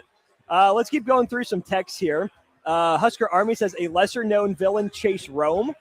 Do you know that name, No. DP? Chase Rome was a pretty highly rated recruit that came to Nebraska, never really did much, had long flowing red hair, whole sleeve attached. I think I heard the guys talking about it. A venom amongst homies. I would say Eric Martin from Nebraska football back in the day, heat-seeking missile type of archetype. He was an outside linebacker, edge type of guy that also played on special teams, and probably his biggest moment at Nebraska is knocking the socks off some dude from Oklahoma State in a game I believe that was in Kenny Bell. Kenny Bell. Okay. Yeah, Kenny Bell got a lot of hype off taking somebody's head off, and they didn't like it. Ooh, but is Kenny Bell in the K-State category? Because Kenny's a good dude. He's a great dude. He's a great dude. But, No, never mind. Let's see here. We have Disc Golf Jake saying Kenny Bell still haunts Wisconsin. Yes, he does. Claytonia John and Hammond Beans. Bo Pelini. Yes. Well, I mean, he's a villain everywhere, isn't he? Not at Wisconsin, not at Ohio State. He couldn't beat him. But he beat Penn State. He beat Michigan. He beat Michigan State. He beat Iowa. He was a villain to the fans. Yeah. Bo Pelini was more of a villain to Nebraska fans than opposing fans. Right. Like that would, I don't know what side they would put him on, but yeah. I don't know that Nebraska, when we say Nebraska nice, I know that most, Mike Stunts? There's an Oklahoma reference for you. Mike Stunts is a villain. Has there ever been a Nebraska sports brawl? Ooh. Like nothing comes to mind. The closest we got was Bear K versus McLaughlin. They're in the round of 32. Bear K sets the screen or gets run over or whatever, and then that's really it. That's the first thing that comes to mind for me. There are no on-field brawls. If there were probably some at practice amongst teammates. Oh, I've heard about those. Let me tell you. But I'm not sure that we have any. I'm not sure we have any that I can think of in game against an opponent. And that may be why the rivalry is so chill. Yeah, is that you never had the crossover. Right. Here's one from Big Bird, Harper Murray. I don't know that opposing teams hate her. She's just good and pretty. Like I can't. I would try to think.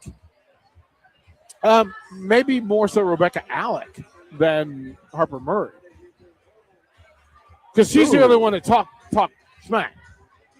Like she's the finger point, finger wag, roof. Yeah, Harper had the quote after the Texas loss, though. Yeah, but I don't think that really resonates. I think everybody kind of accepted that as true. Like you're not mad at somebody for telling the truth.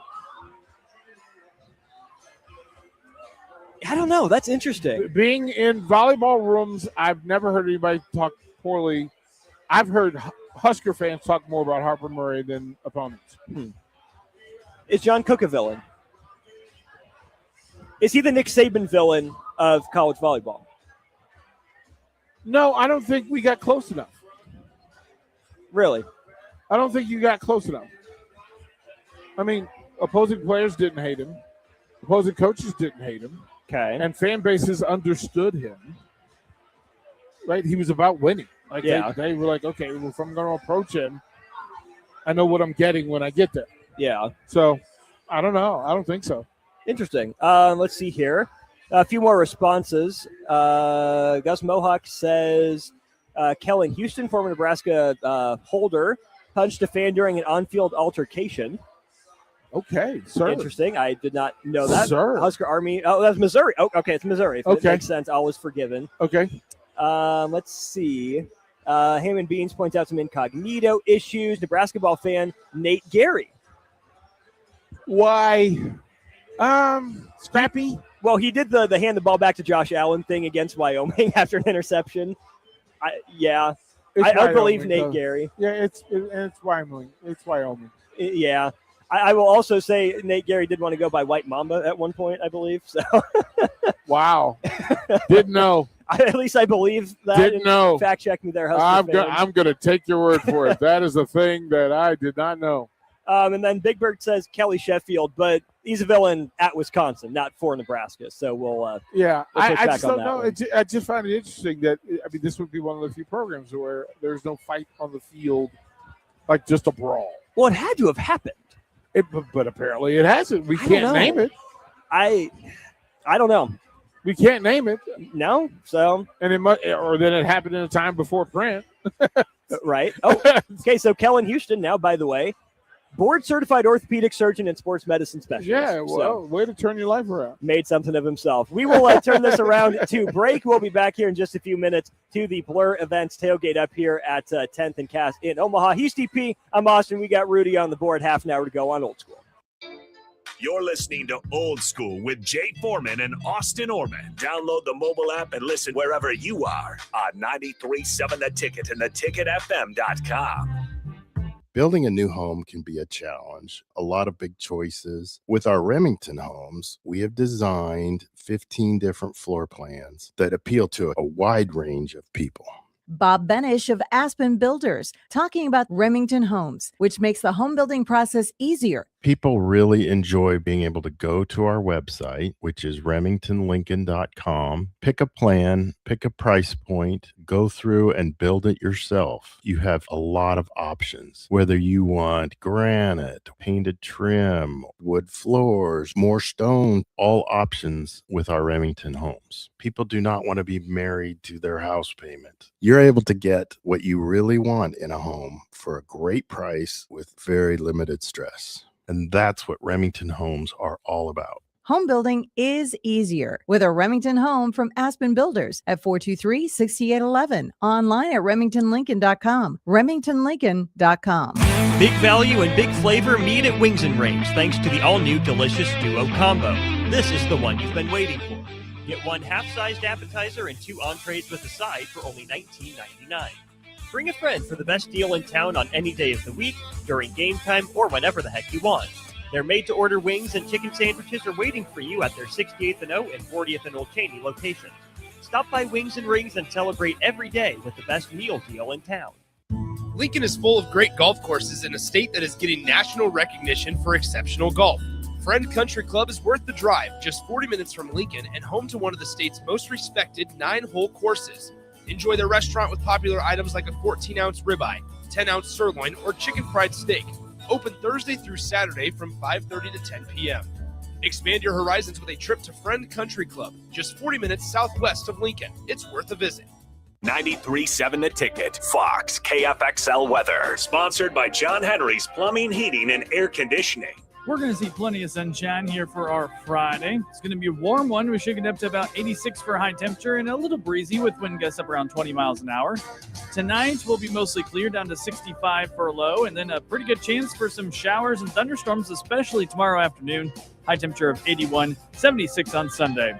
I'm meteorologist Aaron Downiford, 93.7 The Ticket and theticketfm.com. 93.7 The Ticket is proud to provide listeners with daily opportunities to win contests and prizes on our airwaves, and would like to take this opportunity to remind you of a couple rules. All participants must be 21 or older and must wait 30 days after winning a prize to participate in another contest. Once you win, you have 30 days to pick up your prize at the KNTK Studios, 1040 O Street in Lincoln, or your prize will be forfeited. Thank you for participating in our contests, and thank you for listening to 93.7 The Ticket. Graham Tire presents life's greatest adventures. Okay, buddy, here we go. Just keep your eye on the ball. All right, just swing right through it. Yeah, good job. Way to go. Hey, run it out. Okay. Great road trips start with great service. Graham Tire, your tire store next door, with 5 convenient Lincoln locations, getting you to the places that matter most.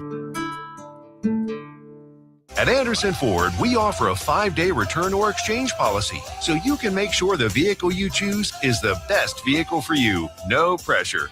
Right now, lease a 2026 Ford F-150 for $198 per month for 36 months. Experience better at Anderson Ford. Stock number 1008623, $198 per month lease for 36 months with approved credit, 7,500 miles per year, 14,000 with signing. No security deposit required. Tax, title, license fees, extra residency restrictions apply. Program subject to change. Must take new retail delivery from Anderson Auto Group by 7/6/26. Hi, Charlie Stone again, and Andy Goodyear with Honda of Lincoln will be joining me shortly to talk about a milestone accomplishment at Honda of Lincoln. But before I talk to Andy, I'd like to add a comment of my own. I know you have a lot of choices when buying a new or pre-owned vehicle. It was just announced that Honda of Lincoln is once again the winner for the Lincoln's Choice Award for new car dealers. It's not easy to win that award because it's all based on the highest level of customer satisfaction. I think Honda of Lincoln really is your best choice. Now let's talk to Andy. Thanks, Charlie, and thanks for your kind words. Andy, tell us what it takes to win an award like this.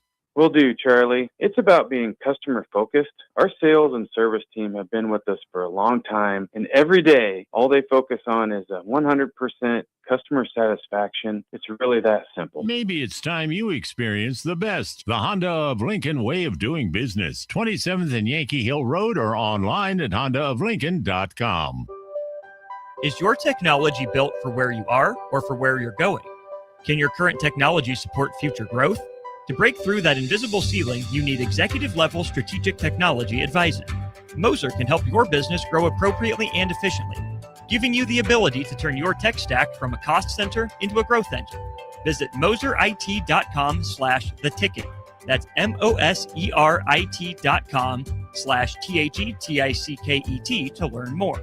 Hey, baseball fans, join the Blur Tailgate at Hilton Omaha this June for their 14th annual hospitality event during the College Baseball Championship Series. Book an experience for your clients or employees with an exclusive bar, buffet, TVs, music, and tailgate games. Secure your spot today and let Blur Events take care of all the work so you can enjoy the day. Plus, they're just steps away from Charles Schwab Field. Visit blurevents.com to book your group, buy tickets, or learn about sponsorships. That's blurevents.com, your college baseball and football tailgate destination.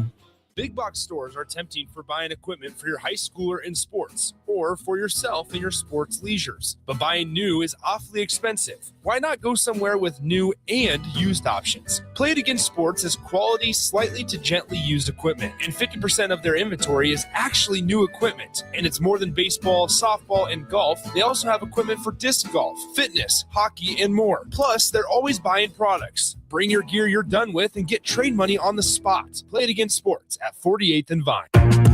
Back to Old School with Foreman and Orman on 93.7 The Ticket and theticketfm.com. That's right. Welcome in to Old School. Austin Orman and DP with you, brought to you by the good folks over at Graham Tire Company. Really appreciate them. DP, we got another text here on the villains from Nebraska. There was not one named in the text here from Corey in Lincoln on our Sutter Heyman Jewelers text line, but he does point out Miami in 2014 Memorial Stadium here in Lincoln was very close to a brawl a couple of times. Do you have any recollection of that game, despite not being in Lincoln at that point? Okay, that's a game. So it was that year and the next year, Nebraska and Miami, after 20 years after Nebraska beat Miami for the title, decided to do a home-and-home series. And excuse me, Miami comes in. Brad Kaya is the starting quarterback. Randy Gregory is the edge rusher for Nebraska. And I actually didn't get to watch that game live because my parents made me go to homecoming instead of staying home to watch the game. And, you know, down the line, thanks, Mom and Dad, for doing that. I watched the game on DVR and whatever. But kind of bummed at the time. I know plenty of my friends who skipped homecoming to end up going to that game. I was not allowed to do that. And again, thanks, Mom and Dad, for that ultimately down the line. But I remember watching it back. So Amir Abdullah got cheap shotted a couple times. Randy Gregory was doing his thing between two programs that really didn't know each other like that. You know, all the hype had built up to it after 20 years essentially apart, or I guess after 13 years apart after the way 2001's national championship ended up going down, of course, with Miami and that all-time team beating that Nebraska team led by Eric Crouch. But I remember being struck by the amount of vitriol between those two programs that would cross paths historically in some of college football's more iconic moments, certainly of the 80s and the 90s. But for that game to reach that level, I'm not necessarily shocked by it, but I was still a little bit surprised that you guys don't know each other like that, right? You're making up some drama and some history from the past that you weren't a part of, but I guess I love that you're doing it. Yeah, there's been a couple of meet me at the 50-yard line. Hey, you crossed over to my line when we're warming up sort of deals. Well, Nebraska, Iowa in the midfield logo, right? Right. That, that's the thing. Oh, you must respect our logo, yada, yada. But I don't think of any full-on, let's throw hands. Not in basketball. I couldn't. Well, let me turn this around to you this way. If there is going to be a Nebraska brawl, which program will it happen with and against who? Oh, it should happen. It should be Iowa. In? Football. I want to see it in wrestling, is what I want to see. No, I want it in football. Wrestling, okay. You have a chance. Well, both of them are kind of one loss, similar. But I don't want to see wrestlers fight. Well, just be an extension of the match, would it not? Is that what it devolved into? I want to see football players throw hands. Helmets on, helmets off. If you're going to throw hands in football, take the helmet off. Because otherwise you're just smacking helmets. Right. Like smacking plastic. Like, why? Like, talk to yourself. Because you think you're tough? Yeah, go talk to yourself. Yeah, and I'm not a fan of brawls. Yeah, no. But I can't recall any of them.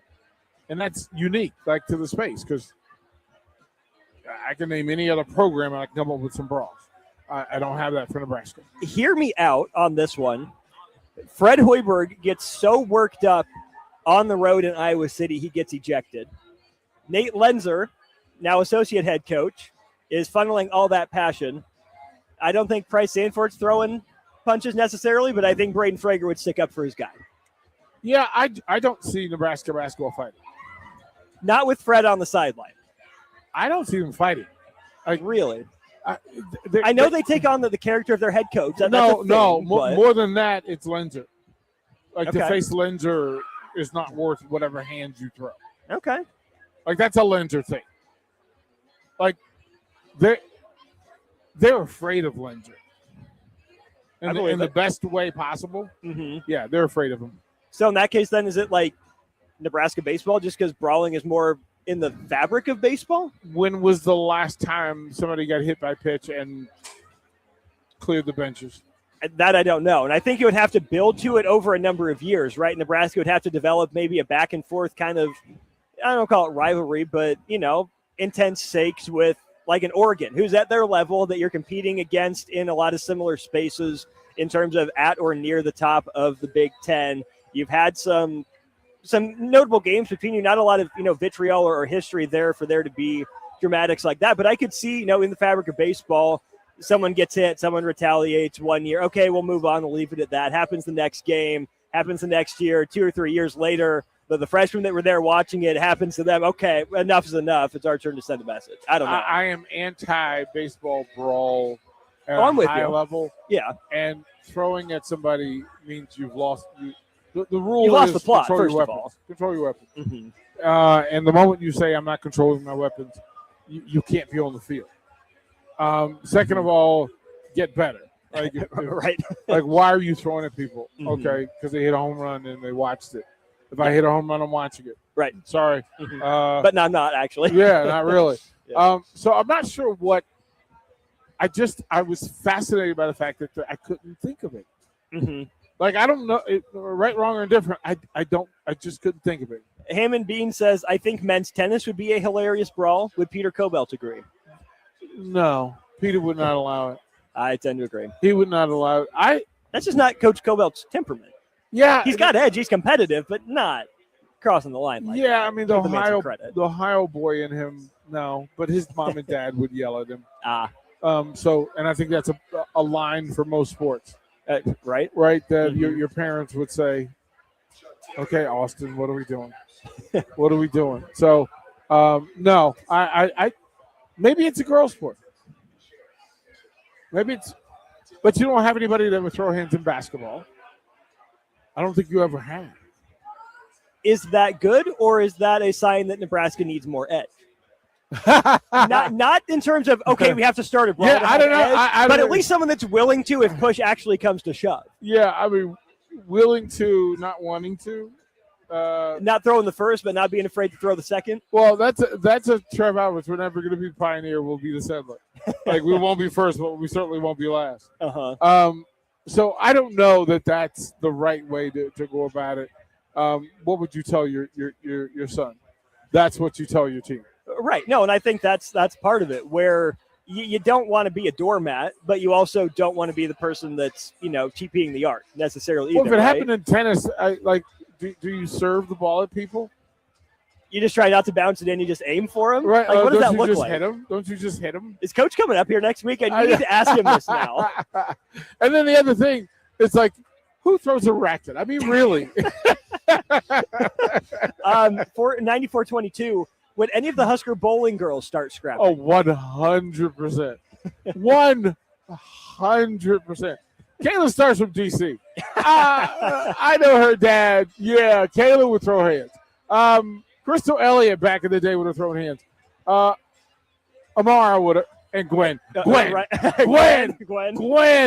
Gwen would have thrown. Listen, Gwen would have danced first. She'd have slapped some knees and threw some salt and then threw hands. Like Gwen, that on the long list of bowlers, the person you don't want to mess with is Gwen Mayer. I'm here for it. That is. I watched her video of her playing softball. Uh-huh. Yeah. No, you want none of that smoke. Not any of it. None of it. Absolutely not any of it. If we were on the track or field, what I guess events are you not wanting to throw hands with? Because I know track gets a little chippy sometimes. Track doesn't fight. They snipe. Do they? Oh, there's some pettiness going on. Oh, yeah. Yeah, but they don't yeah. fight. Like, I can't remember. But if it was going to happen. I can't remember a Carl Lewis throwing of hands. The way that, like, AAU basketball has devolved in a lot of ways, I could see, in a generation or two, track getting to a similar point where sprinters start to jostle and shove. I mean, marathoners, right? The distance people, they'll body a little bit. I come from a track family. It would go against the very culture. Which is kind of the point. It would be such a landmark thing if it ever happened. Yeah, I don't know that would happen. I mean, they bump into each other on a relay or changing lanes or something, which has happened. Which has happened. Zola Budd got tripped. Somebody stepped on her heel. But I don't recall that track athletes tend to want to throw hands. No, I mean, I certainly don't want to by any means. Trying to pull up a quick check of the standings. Yep, nothing's changed. So Nebraska men still sit in first out there in Eugene, and the Nebraska women end up sitting in third place, but just 1 point back of Iowa State and 4 points back of Washington there at first and second. Let's see here. Hammond Bean said if track were to fight, it would be one of the throwers swinging the hammer, but I think, DP, that goes way against what you're talking about with control your weapons. Yeah, that's actual damage there. Control your discus. Control your weapons. Here's the thing. I don't know many wrestlers who want to throw hands. Outside of the ring? Yeah, that want to throw hands. Boxers want to throw hands all the time. Okay. Does that include UFC as well, or just boxing specifically? UFC fighters are notorious fighters. Okay. I don't know that anybody fought more per capita than pro wrestlers. No. Pro wrestlers will go to your bar, steal your girl, and then fight you. And punch your face. Right. Like it was just, those are some of, and I'm wrong for it. I'm apologizing out loud that I'm wrong for what I'm about to say. But some of my favorite thing about wrestlers are the bar fights they got into. What were we talking about yesterday, the Saturday versus Sunday? I mean, we're just a day different, DP. It's all right. I'm so sorry. I should be ashamed of myself. It's all right. And you've seen enough that I get it. You go for it. I'm sorry, people. I'm better than that. I should be better than that. But I'm telling you, I have seen some wrestlers in the bar. Mind you, did it ever happen in yours? 90, yes. Okay. 90%, 95%. 95% of the fights that wrestlers get into at bars aren't started by the wrestlers. It's usually started by somebody who's mad that the wrestlers are there and getting attention. Gotcha. And it's also bad with jiu-jitsu fighters. Why do dumb people want to fight people who can fight? Like, I don't understand. It's constantly amazing to me. But can you pick out a jiu-jitsu fighter that's just sitting at the bar? Ears, man. Wrestlers in the ears. Well, okay. Cauliflower ears. Like, you didn't see the signs, bro. That is the red flag of all red flags. Cauliflower ears. When you see the cauliflower ears, just apologize, man. There's no good finish to this. This doesn't end well for you. Check the ears. Don't look at hands and stance and all that, or listen to what they say. When you see the cauliflower ears, they don't care. So yeah, there's a oh man, Roddy Piper, God rest his soul, was one of the best bar fighters I've ever. And because he didn't fight, he just finished. He just ended stuff. Right? Like, the settler. The ultimate settler, not the pioneer. We're not going to fight about it. Uh-huh. We're not going to talk about it because, as Rod said, you can't out-talk me. You can't out-talk me. So if we're going to throw hands, we're going to throw hands, but let's just get to it. I'm not going to be here long, bro. I don't know what you got planned, but I'm not going to be here long. I just want you to know, because what I'm about to do to you, if the police catch me, I'm going to jail. So I'm not going to jail. And I'm not going to jail. Oh, man. All right, with that, let's go ahead and go to breakout. One final segment here from Blur for the week. Don't forget, we are back here Monday, Tuesday, and Wednesday, but we will wrap up a Friday here from Blur after this. Oh, man. Watch Old School live on Facebook, YouTube, or Twitch. Old School with Foreman and Orman on 93.7 The Ticket and theticketfm.com. Graham Tire presents Life's Greatest Adventures. Okay, buddy, here we go. Just keep your eye on the ball. All right, just swing right through it. Yeah, good job. Way to go. Hey, run it out. Okay. Great road trips start with great service. Graham Tire, your tire store next door, with 5 convenient Lincoln locations, getting you to the places that matter most. At Anderson Ford, we offer a 5-day return or exchange policy, so you can make sure the vehicle you choose is the best vehicle for you. No pressure. Right now, lease a 2026 Ford F-150 for $198 per month for 36 months. Experience better at Anderson Ford. Stock number 1008623, $198 per month lease for 36 months with approved credit, 7,500 miles per year, 14,000 due at signing. No security deposit required. Tax, title, and license fees extra. Residency restrictions apply. Program subject to change. Must take new retail delivery from Anderson Auto Group by 7/6/26. Is your technology built for where you are or for where you're going? Can your current technology support future growth? To break through that invisible ceiling, you need executive-level strategic technology advising. Moser can help your business grow appropriately and efficiently, giving you the ability to turn your tech stack from a cost center into a growth engine. Visit moserit.com/theticket. That's moserit.com/THETICKET to learn more. Empower a child today with the Teammates Mentoring Program by building a relationship based on strengths and chart a brighter future 1 week at a time. Find out how you can be a mentor by visiting LincolnTeammates.org. Become what you needed as a kid by joining the Teammates Mentoring Program today. Lincoln is full of great golf courses in a state that is getting national recognition for exceptional golf. Friend Country Club is worth the drive, just 40 minutes from Lincoln and home to one of the state's most respected 9-hole courses. Enjoy their restaurant with popular items like a 14-ounce ribeye, 10-ounce sirloin, or chicken fried steak. Open Thursday through Saturday from 5:30 to 10 p.m. Expand your horizons with a trip to Friend Country Club, just 40 minutes southwest of Lincoln. It's worth a visit. Hey, baseball fans, join the Blur Tailgate at Hilton Omaha this June for their 14th annual hospitality event during the College Baseball Championship Series. Book an experience for your clients or employees with an exclusive bar, buffet, TVs, music, and tailgate games. Secure your spot today and let Blur Events take care of all the work so you can enjoy the day. Plus, they're just steps away from Charles Schwab Field. Visit blurevents.com to book your group, buy tickets, or learn about sponsorships. That's blurevents.com, your college baseball and football tailgate destination. If you're seeking a career with a growing company, Gaina Trucking and Excavating is hiring and looking for additions to their team. Gaina Trucking has a strong team culture, competitive pay, 401ks, and benefits like health, dental, and vision. Drivers are guaranteed 40 hours per week, even in the winter months, and are home every night.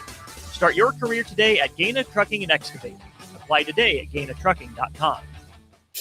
Are you looking for an exciting new way to put your skills to work? Explore new career options in the fintech industry at Currency, a Sandhills global company.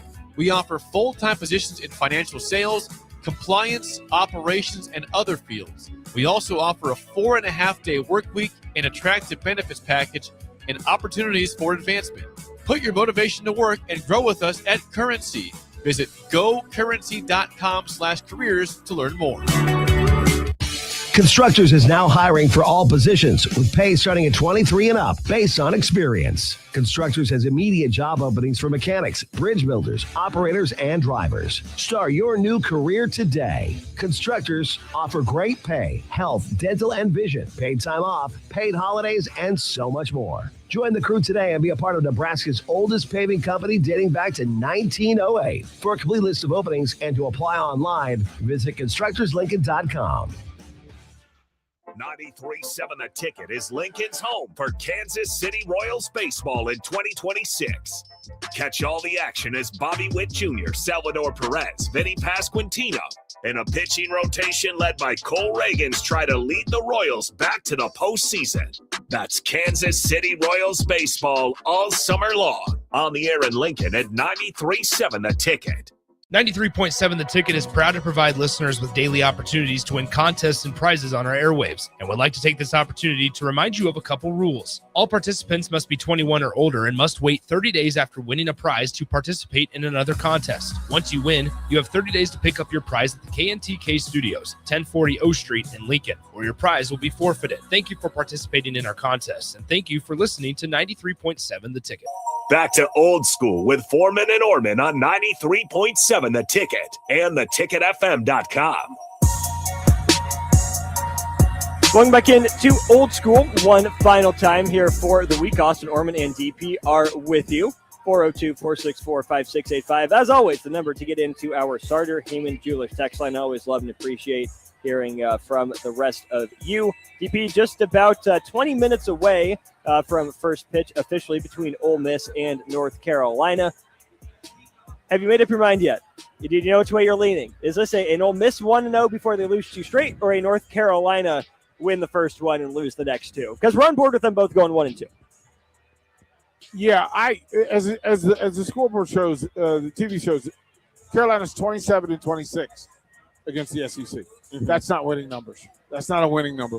It's not. It's winning. It's 1+, but it's not where you want it to be. Yeah. And this is an Ole Miss crowd.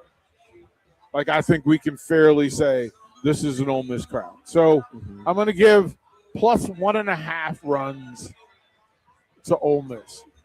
I think that's where I would stand. And any benefit to Carolina being the one team in the last 3 years who's been here before? Yes, tons of benefit. But it's also they're wearing that terrible blue top. I'm staring at it right now. If they were wearing the white, I might be able to give them a pass. But they're wearing the blue. No, I don't. Ole Miss's blue doesn't bother me.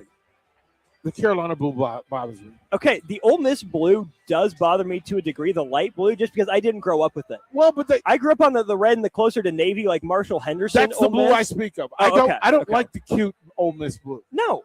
I Why? understand. What's the point? I don't know what people are doing. I also didn't like the Royals or the Rangers going back to their version of powder, though. Yeah, that's really weird. I get why I like the Rangers. Rangers. I like the Rangers because of the red. I like that blue because of the red.